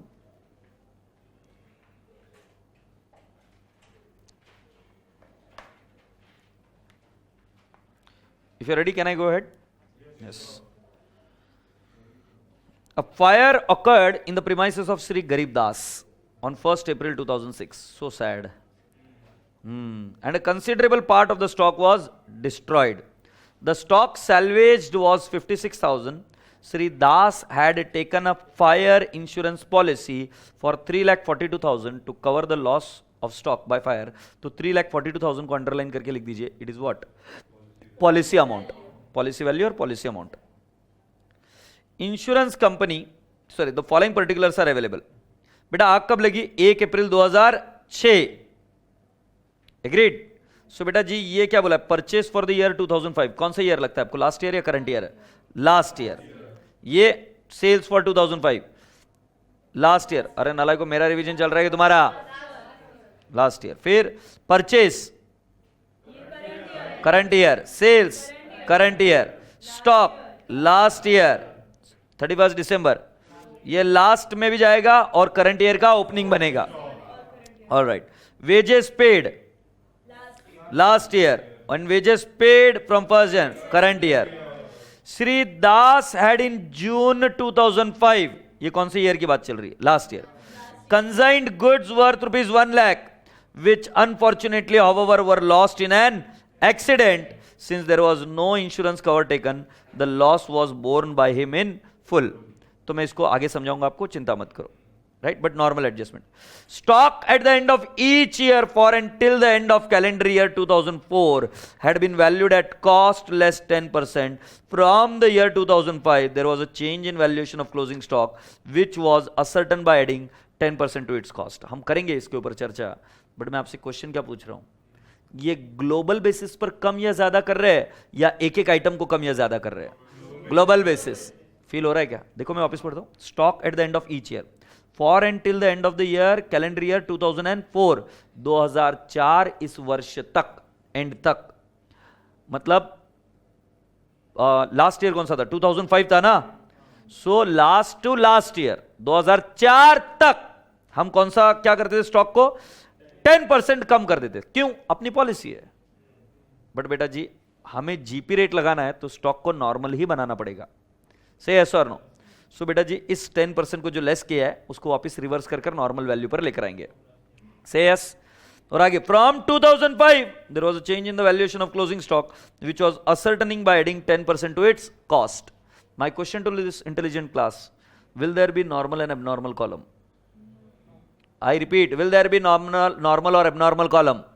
No, मैंने क्लियरली बोला था जब ग्लोबल बेसिस पर आप ऊपर या नीचे करते हो तब नॉर्मल और एबनॉर्मल कॉलम की जरूरत नहीं होती। बट ऐसा भी हो सकता है कि इसमें से एक हाथ कोई आइटम को राइट ऑफ करने का डिटेल्स दिया जाता तो हम एबनॉर्मल कॉलम बनाते। तो ध्यान रहे ये लाइन आपको एबनॉर्मल बनाने की बात नहीं करती। बट अगर कोई स्टॉक को कम वैल्यू पर बेच दिया, उसको राइट ऑफ कर दिया, तब एबनॉर्मल कॉलम बनेगा। बट जब आप ग्लोबल बेसिस पर उसको कम करते हो तो उसको नॉर्मलाइजेशन पर लाकर काम करते हैं। Is that okay? सो क्या करना है क्या नहीं करना है, I will explain you out. Are you ready? Are you ready? Yes. So lovely people, write down. पहला क्या लिखेंगे? नेम ऑफ द कंपनी या name of the entity, Shri Garib Das. Name of entity Shri Garib Das, date of fire, date of fire, what is the date of fire? 1st of April 2006. So then I'll write down trading account. Trading account, बेटा मैंने आगे memorandum नहीं लिखा है क्योंकि ये trading account जो पिछले साल का बनता है वो ट्रायल बैलेंस पर बनता है. सो trading account for the year ended, for the year ended 31st December 2005.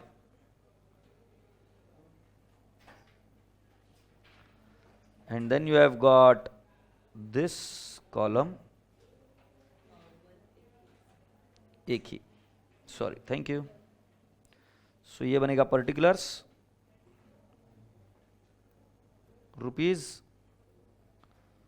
Particulars rupees, और ये टोटल आ गई.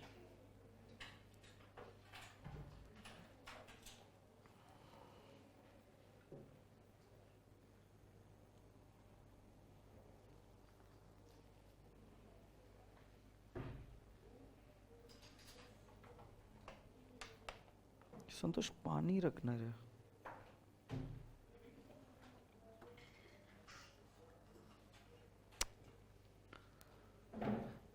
Shall I start? तो देखो फर्स्ट आइटम क्या आएगा, 2 ओपनिंग स्टॉक. बेटा पूरी क्लास का भी इधर एक ध्यान, 1-2 मिनट. ओपनिंग स्टॉक क्योंकि इधर थोड़ा सा अड़चन. बेटा जरा देखो ये जो स्टॉक है ओपनिंग स्टॉक, ये 31 दिसंबर 2004 का होगा क्या? और 2004 की क्या पॉलिसी थी? नीचे लिखा है देखो, हम उसको लेस करते थे 10%, मतलब वो जो वैल्यू मुझे दी हुई है वो 90% दी हुई होगी. सो बेटा जी आपका स्टॉक का वैल्यू दिया है 1 जनवरी 2005 का, which is end of 31 December 2004. Can I not say it is 2,88,000 divide by 90%? कितना आ रहा गुड़िया? सो लिख दीजिए 3,20,000.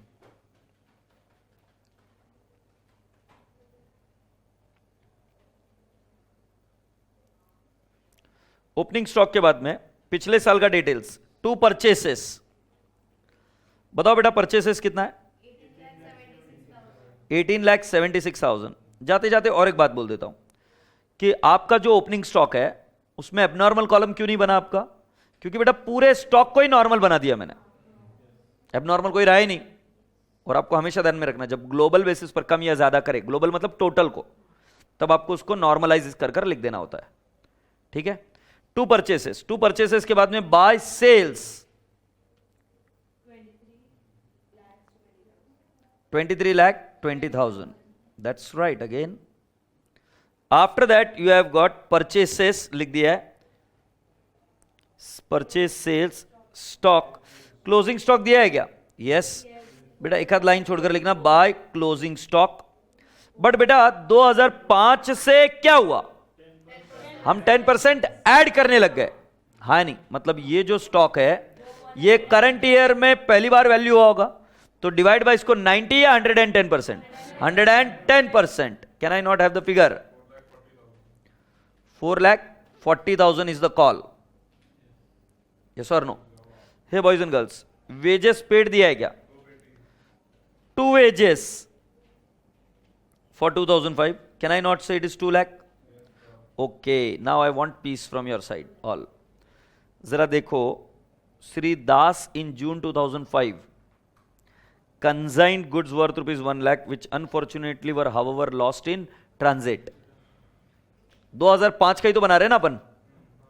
सो गुड्स लॉस्ट इन ट्रांजिट, क्या सिखाया था टीचर ने? गुड्स लॉस्ट इन ट्रांजिट की एंट्री ध्यान में रखना, ड्राइंग्स की एंट्री, लॉस्ट इन ट्रांजिट की एंट्री, या goods given as free sample.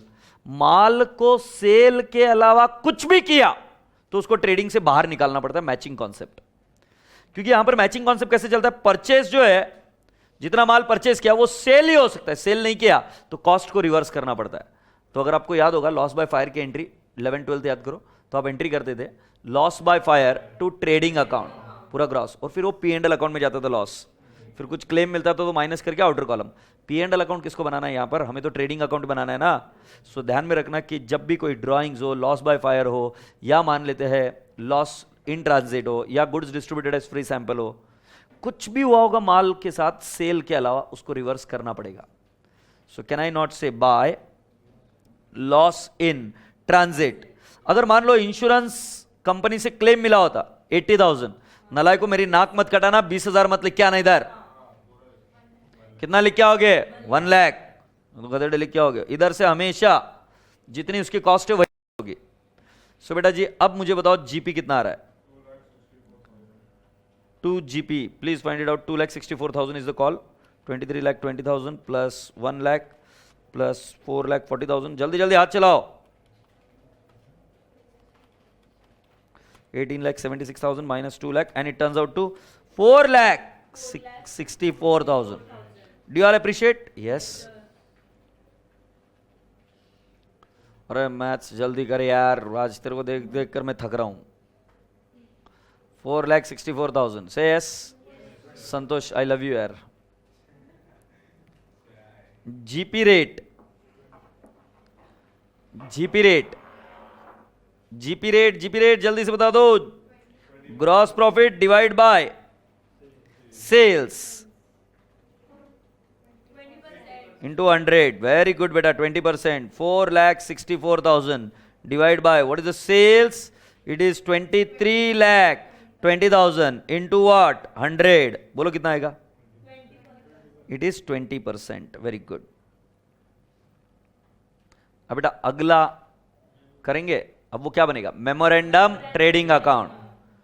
So if you are ready, can I create memorandum trading account? Yes.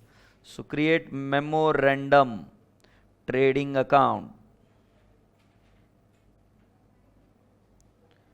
जब आप करते हो मेमोरेंडम ट्रेडिंग अकाउंट तो ऐसी ऐसी लाइनें बनानी पड़ती है और ऐसे ऐसे करना पड़ता है। नॉर्मल एबनॉर्मल कॉलम बनेगा नहीं, किसी ने भी अपनी जीपी रेट को नहीं तोड़ा है। रुपीज रुपीज, तो क्या आएगा इधर, पहले 2 ओपनिंग स्टॉक। ओपनिंग स्टॉक तो पिछले बार का जो स्टॉक है वो आ जाएगा, और जो क्लोजिंग स्टॉक कितना था 4,40,000 था क्या, वही मैंने इधर ले लिया। से यस। फिर 2 परचेसेस,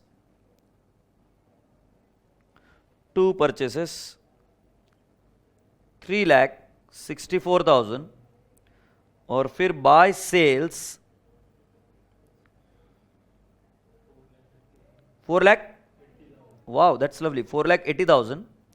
तो फिर इधर कितना आएगा, 2 वेजेस भी तो आएगा ना बेटा, 2 वेजेस 36,000। मैं आप सभी लोगों से रिक्वेस्ट करता हूं, कोई और आइटम है क्या देख लीजिए, कोई और आइटम है क्या देख लीजिए।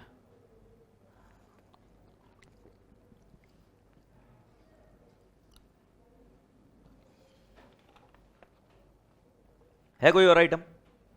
नहीं। तो अब मुझे बताओ जीपी कितना आया।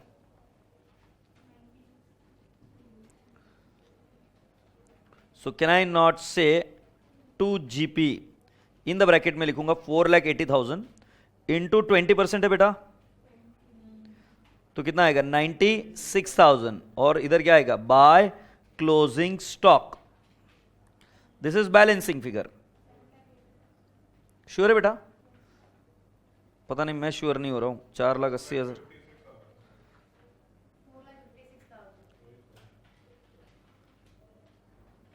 शोभा देता है ऐसी बातें करते वक्त। कितना आ रहा है बेटा?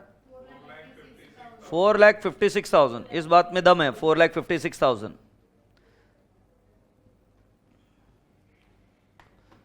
तू नलायक टोटल लेकर बता रही मुझे। अच्छा, आप समझ में आ रही तुझे बात?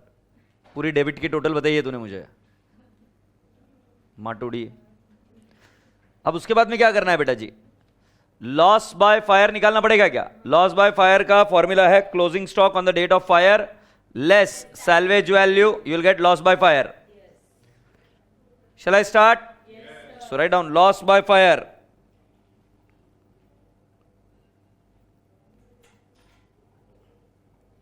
Value of stock on the date of fire, value of stock on the date of fire, I believe it is 4,56,000 less salvage value 56,000, then loss by fire is, yes, 4 lakh. Once this is done, we need to move on, and I need to ask you, what is the policy amount? What is the policy amount? 3,42,000. बेटा policy amount को किसके साथ compare करना, 4 लाख या 4,56,000 को? Policy amount कितनी है? 342. उसको कंपेयर करना है अपने को किसके साथ? 4 लाख या 4,56,000 के साथ? 4,56,000 के साथ. लॉस के साथ कभी कंपेयर नहीं करना, कंपेयर करना स्टॉक की वैल्यू के साथ. तुझे याद है ना, गाड़ी मेरी वाइफ निकाला था, दरवाजे की वैल्यू को पॉलिसी अमाउंट के साथ कंपेयर नहीं करना, गाड़ी की वैल्यू को कंपेयर करना, क्योंकि लॉस तो सिर्फ दरवाजे का था, है नहीं. सो लिख दीजिए एज, क्या लिखोगे? As policy amount, policy amount, policy amount rupees 3,42,000 is less than value of stock on the date of fire. Date of fire amount rupees 56,000. Yes or no? As policy amount rupees 3,42,000 is less than value of stock on the date of fire, amount rupees 4,56,000, comma, average clause will apply. Average clause will apply. Say yes. So can I not say insurance claim is equal to, insurance claim is equal to loss by fire into policy amount divided by value of stock on the date of fire.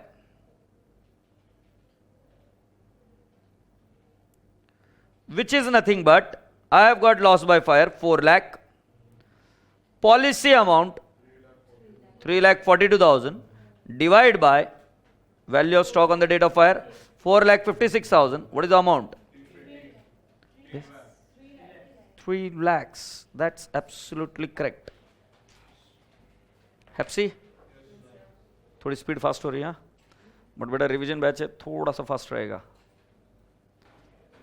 ठीक है? AC ज्यादा हो रहा है, मैं बोला हाथ दुख रहे क्या?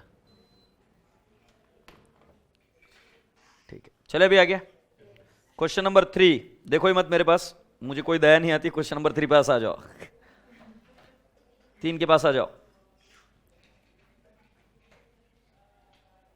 और तुम तुम्हारी मार्किंग करो और फिर मुझे बताना क्या क्या करना है.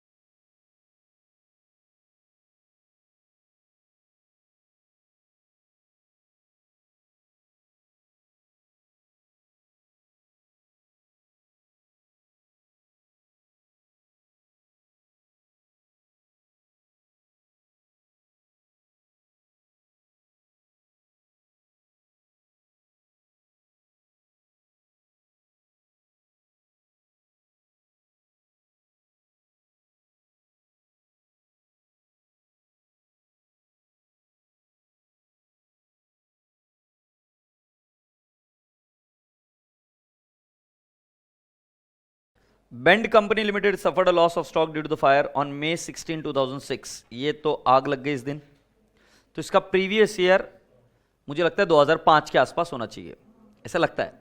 From the following information prepare statement showing claim to be lodged. 1 जनवरी 2005, ये लास्ट ईयर, हाँ नहीं.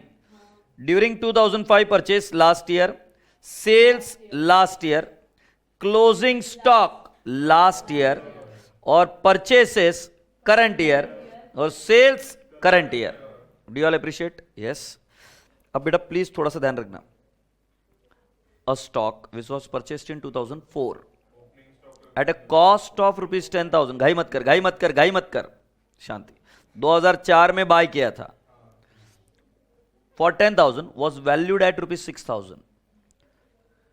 ओके, मतलब 4,000 उड़ा दिया, तो ये 6,000 रुपए कहीं घुसकर बैठे क्या ऑन 31 दिसंबर 2004 के स्टॉक में? ये आइटम कहां घुसकर बैठ गया था? ओपनिंग ऑफ 2005, इसमें घुसकर बैठ गया क्या? तो ये क्या बनेगा? Abnormal column. फिर ओपनिंग स्टॉक में तो आ गया ये 2005, हम हर साल है, और ओपनिंग स्टॉक में आ गया। अब या तो ये सेल हो जाएगा या बच जाएगा, बट इन्होंने क्या किया? थोड़ा सा सेल किया और थोड़ा सा क्या? Closing stock. अब आगे, half of this stock was sold in 2005 for 2,600। ये 2,600 किस में घुसकर बैठा होगा? सेल्स में। सेल्स ऑफ 2005, यस और no? Yes. The remaining was valued at 2,400। ये क्या हो गया? क्लोजिंग। बच गया ये, हाँ या ना? कौन से ईयर का क्लोजिंग में बच गया ये? तो 2005। इसके अंदर घुसकर बैठा है क्या वो? हाँ। आगे, 1/4 ऑफ द ओरिजिनल स्टॉक, 1/4 को परसेंटेज में कन्वर्ट करेंगे तो 25%। पहले हाफ बिक गया था, मतलब कितना? 50% बिक गया। अभी 1/4 ऑफ ओरिजिनल बोला तो बेटा जी क्या? 25% और बिक गया। वो सोल्ड इन मार्च 2006, मतलब करंट ईयर में बिका था, हाँ या नहीं? सो बेटा करंट ईयर में भी क्या आ गया? एबनॉर्मल फॉर 1,400, मतलब ये 1,400 किस में घुसकर बैठा है? करंट ईयर के सेल्स में, इसके अंदर। The remaining stock was considered to be worth 60% of the original cost. Salvage value was 12,000. The amount of the policy was 30,000. There was an average clause in the policy. मैं आपको एक बात करूंगा और रिक्वेस्ट करूंगा कि डिवाइड एंड रूल, अगर तुम इसमें सारे ईयर्स को विजुअलाइज करोगे तो प्रॉब्लम हो सकती है। मैं शुरुआत में आपको पूछता हूं, उतना समझ में आया होगा तो हम आगे प्रोसीड करेंगे। पहला, हमारे को ओपनिंग स्टॉक दिया हुआ है 38,400, उसके अंदर एक एबनॉर्मल आइटम घुसकर बैठा है, हाँ या ना? हाँ। उसके बारे में स्टोरी बताइए। ये कब बाय किया गया था? 2004 में। कितने में बाय किया था? 10,000। बट उसको राइट ऑफ करके कहां तक लेके आ गए? 6,000। तो वो स्टॉक में कितने में घुसकर बैठ गया? 6,000। मतलब ओपनिंग स्टॉक में एक एबनॉर्मल आइटम घुस गया 6,000 का। उस माल के साथ क्या हुआ? कुछ आइटम सेल हुआ, कुछ बच गया। आधा सेल हुआ। कितने में सेल हुआ पता है? 2,600। वो कहां पे घुस के बैठा होगा? सेल में। और बचा हुआ क्या? स्टॉक रह गया। से यस और नो? सो क्या बेटा जी, हम एक साल तो सॉल्व कर सकते हैं क्या? एक साल सॉल्व करते हैं, आगे का आगे देखेंगे। I think it makes a lot of sense. Can we go ahead? Yes.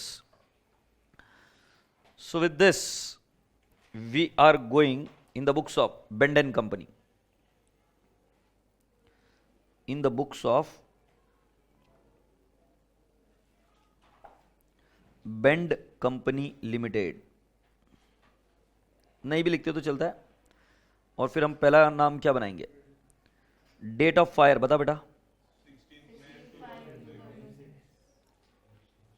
16th May 2006।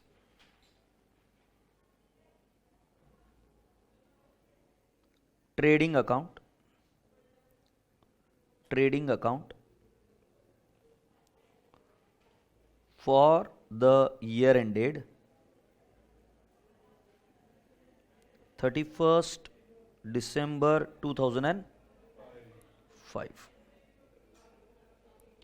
So I shall create these accounts 1, 1, 2, 2 and 3 and 3. Normal, abnormal, total, normal, abnormal and total.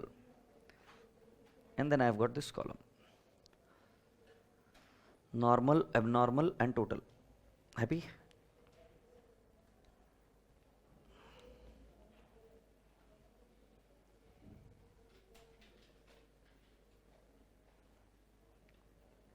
पहला क्या लिखेंगे? सो मैं लिखूंगा 2 ओपनिंग स्टॉक। बेटा पहले total में लिख लेना, मतलब हमको कोई कंफ्यूजन नहीं है। 38,400, दैट्स एब्सोल्युटली करेक्ट बेटा, 38,400। And then you have got 2 purchases. Purchases happens to be 1,60,000 and then you also have buy sales. Buy sales happens to be 2,02,600. and apart from that they have also given you buy closing stock how much 31,800. I think fairly simple चीजें दी हुई थी. अब कौन सा item abnormal है? चलो चलो जल्दी से आओ, जल्दी से आओ, पहले जल्दी से आओ. नहीं नहीं नहीं, पहले जल्दी से आ जाओ.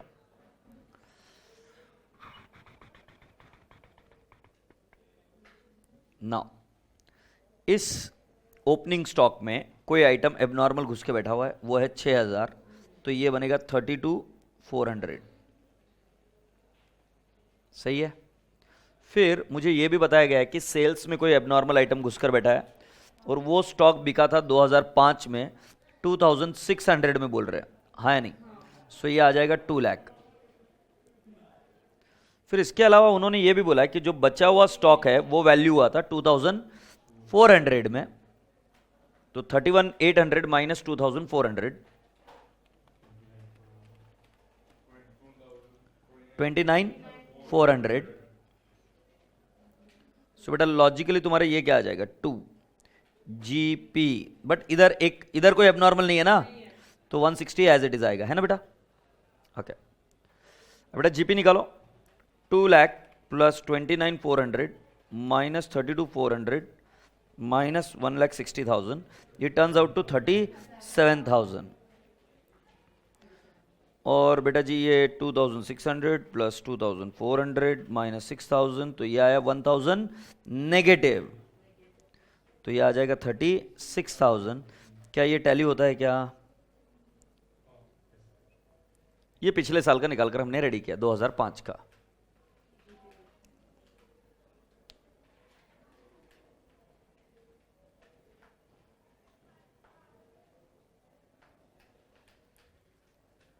अभी हमको क्या निकालना है? So let's write down GP rate. GP rate is equal to what? GP divide by sales into 100.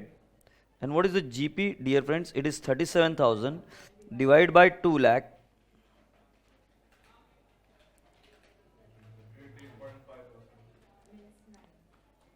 कितना आ रहा है बेटा? 18.5% is the GP rate. Happy? Yes.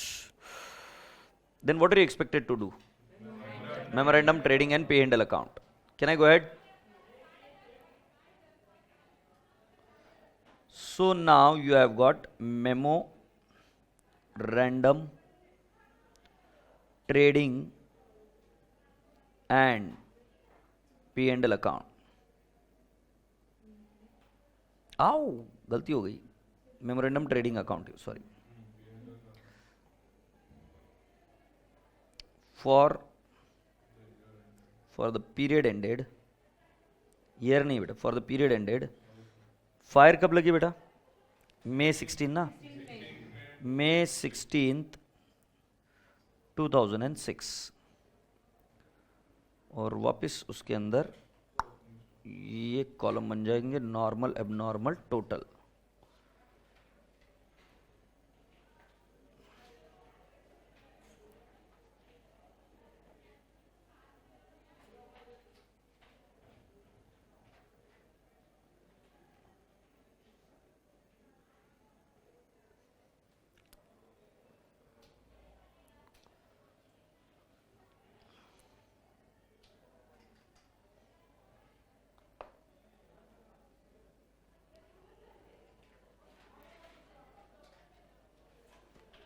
सो बेटा जी फर्स्ट आइटम बता दीजिए आप.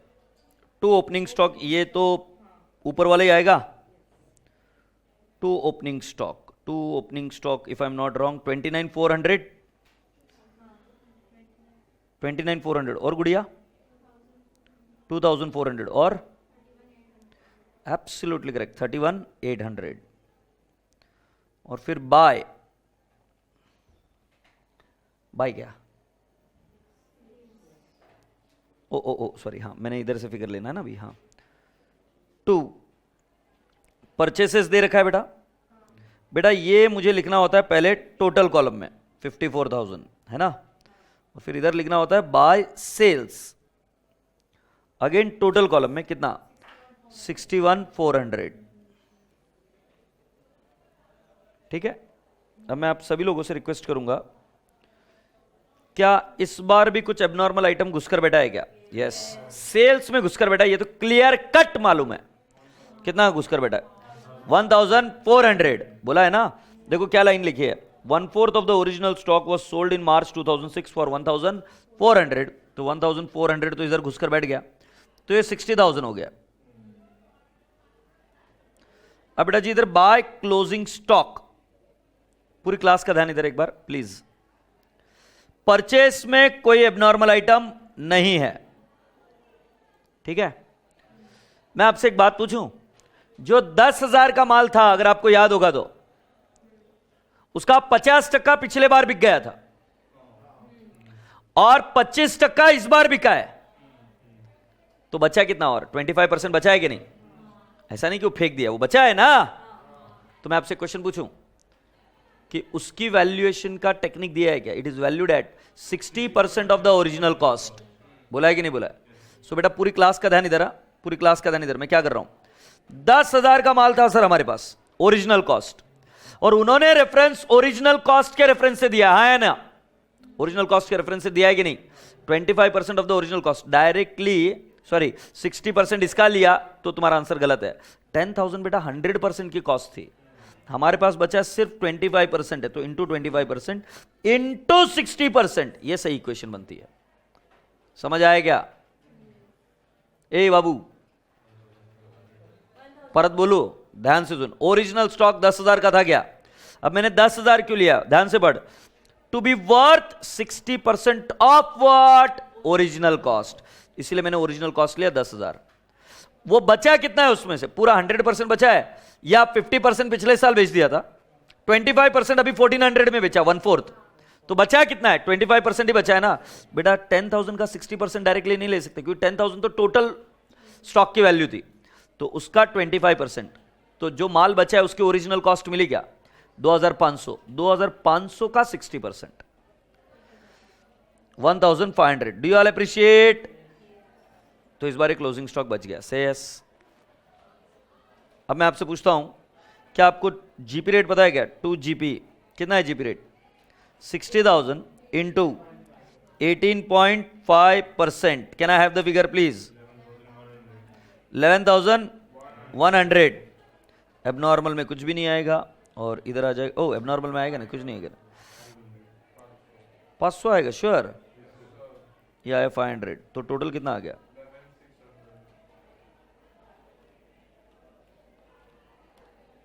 11,600। अब बेटा इधर स्टॉक निकल कर बताओ तो थोड़ा सा। 34,500, ये बैलेंसिंग फिगर है, ये इधर बैलेंसिंग फिगर है, और इधर ये बैलेंसिंग फिगर है, और टोटल कितना आ गया? 36,000। अच्छा तुम मुझे बताओ, इंश्योरेंस कंपनी के पास जब क्लेम मांगने जाओगे, तुम सिर्फ नॉर्मल स्टॉक का क्लेम मांगने जाओगे या एबनॉर्मल का भी मांगोगे? क्यों नहीं मांगेंगे? एबनॉर्मल नॉर्मल दोनों का मांगेंगे। क्या संबंध है? ये तो हमने हमारे जीपी रेट लगाने के लिए वो किया है, स्टॉक का नुकसान तो ये हुआ है ना भाई, तो हम तो इंश्योरेंस कंपनी से पूरा 36,000 ही मांगेंगे, हाँ या ना? चलो एक बार वापस समझ लो मैंने क्या क्या किया है। इस बार पहली मर्तबा हुआ है कि जो एबनॉर्मल आइटम है वो शुरुआत से चालू होता है यहां से, नालायक, इधर 6,000 से घुस गया, इधर कुछ बिक गया, कुछ बच गया, जो बच गया वो आ गया, फिर कुछ बिक गया और कुछ बच गया, और बचने के बाद जल गया, जल भी तो गया ना, और जलने के बाद में अभी हम क्या मांगेंगे? क्लेम। क्लेम 36,000 के बेसिस पर मांगना है, ना कि 34,500। से यस। और जब आपको बोला जाए कि इसका वैल्यूएशन ओरिजिनल कॉस्ट के बेसिस पर करो, दिमाग नहीं लगाने का, जो वो बोल रहे हैं उसके हिसाब से वैल्यू करेंगे, तो ओरिजिनल कॉस्ट 10,000, फिर दिमाग लगाना परसेंटेज में कितना बचा है? 25%, उसका कितना वैल्यू बेटा? 60%। आई होप बाकी की सारी एडजस्टमेंट हम देख चुके थे। Say yes. Now boys and girls, you are all expected to write down what? Loss by fire, loss by fire. So पहला क्या आएगा? Value of stock. Value of stock कब? On the date of fire. बताओ कितना है value of stock on the date of fire? Santosh Santosh 1-2 minute रुकिए। कितना है value of stock on the date of fire? 36,000 less salvage value. बेटा दिया है क्या सैल्वेज वैल्यू? कितना बताओ? 12,000, ये लेस किया तो बेटा जी कितना आएगा? 36,000 minus 12,000. Do you mean it is 24,000? Yes.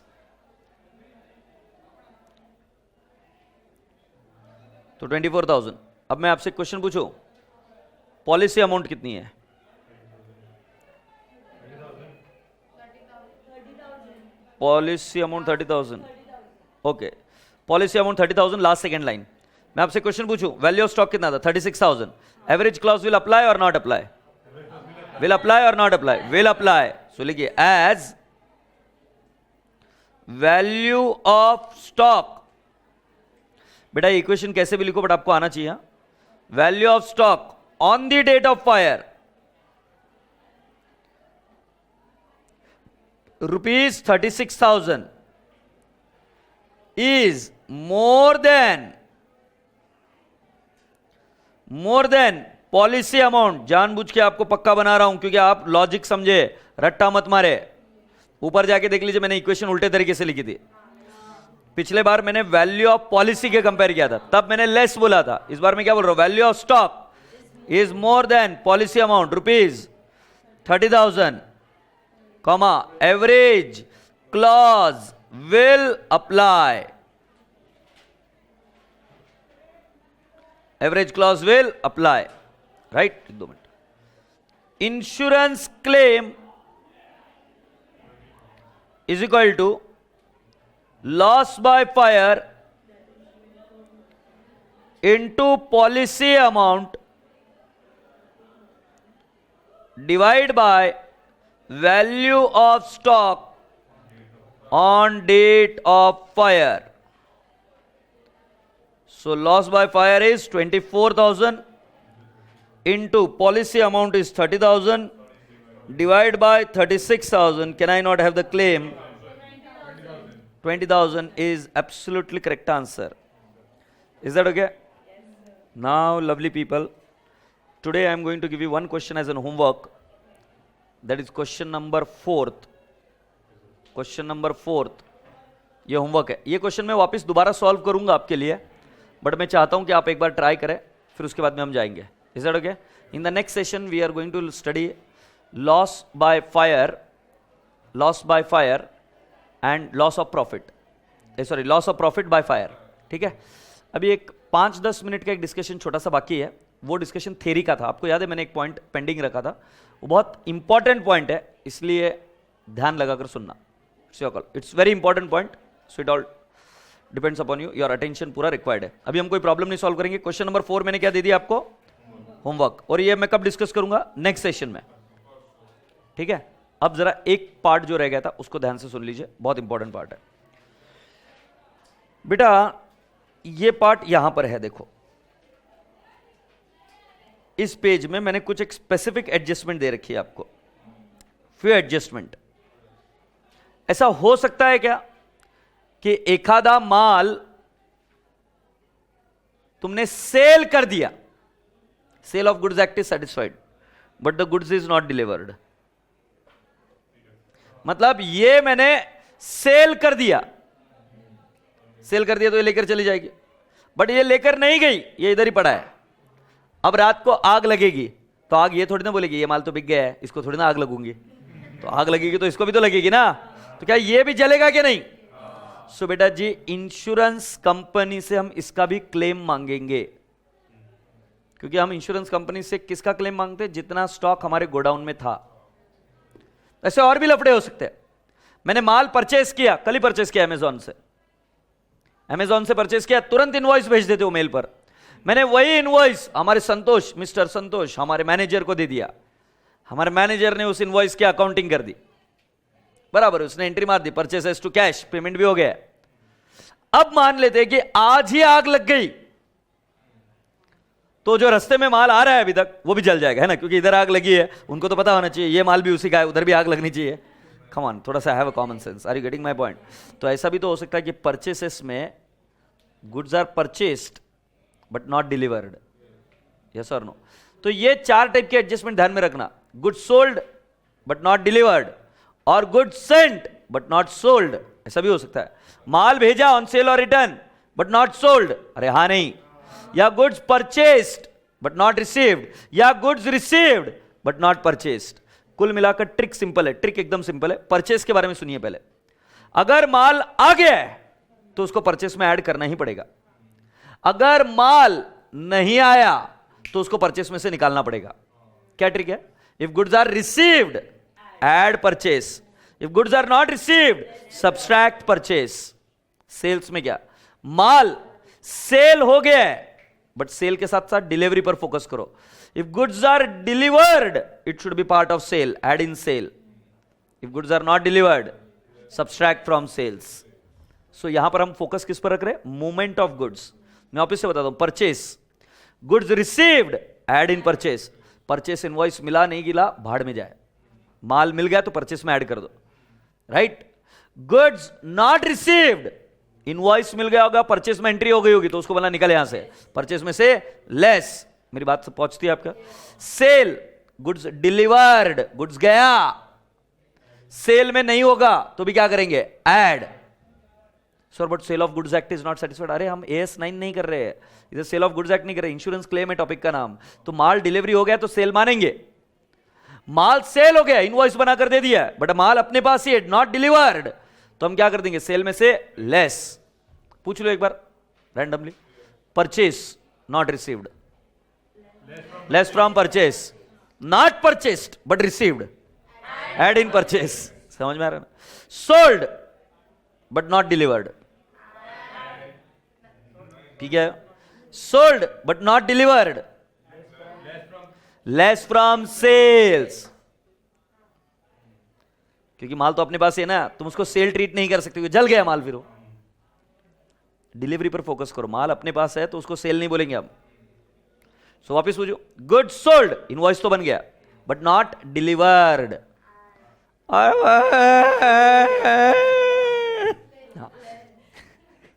वापिस से समझ गुड़िया मैं क्या बोल रहा हूं। स्टॉक अपने पास ही रहेगा ना तो सेल में से लेस करना पड़ेगा। क्रेडिट साइड इमेजिन का ट्रेडिंग अकाउंट की, तू बोल रही सेल में भी है और स्टॉक भी है, ऐसा कैसा पॉसिबल है? तो वापिस पूछूं, goods lost, sorry goods sold but not delivered, less from sales, क्योंकि अभी मुझे उसको स्टॉक का पार्ट दिखाना है। अच्छा, goods not sold but delivered, add in sales. Do you getting my point? क्योंकि उसको स्टॉक में नहीं दिखा सकते, जैसे गुड्स सेंट ऑन कंसाइनमेंट, इसलिए तो क्रेडिट में लिखते हैं ना। सो बेटा जी एडजस्टमेंट को देख लीजिए। Goods sold but not delivered, deduct from sales.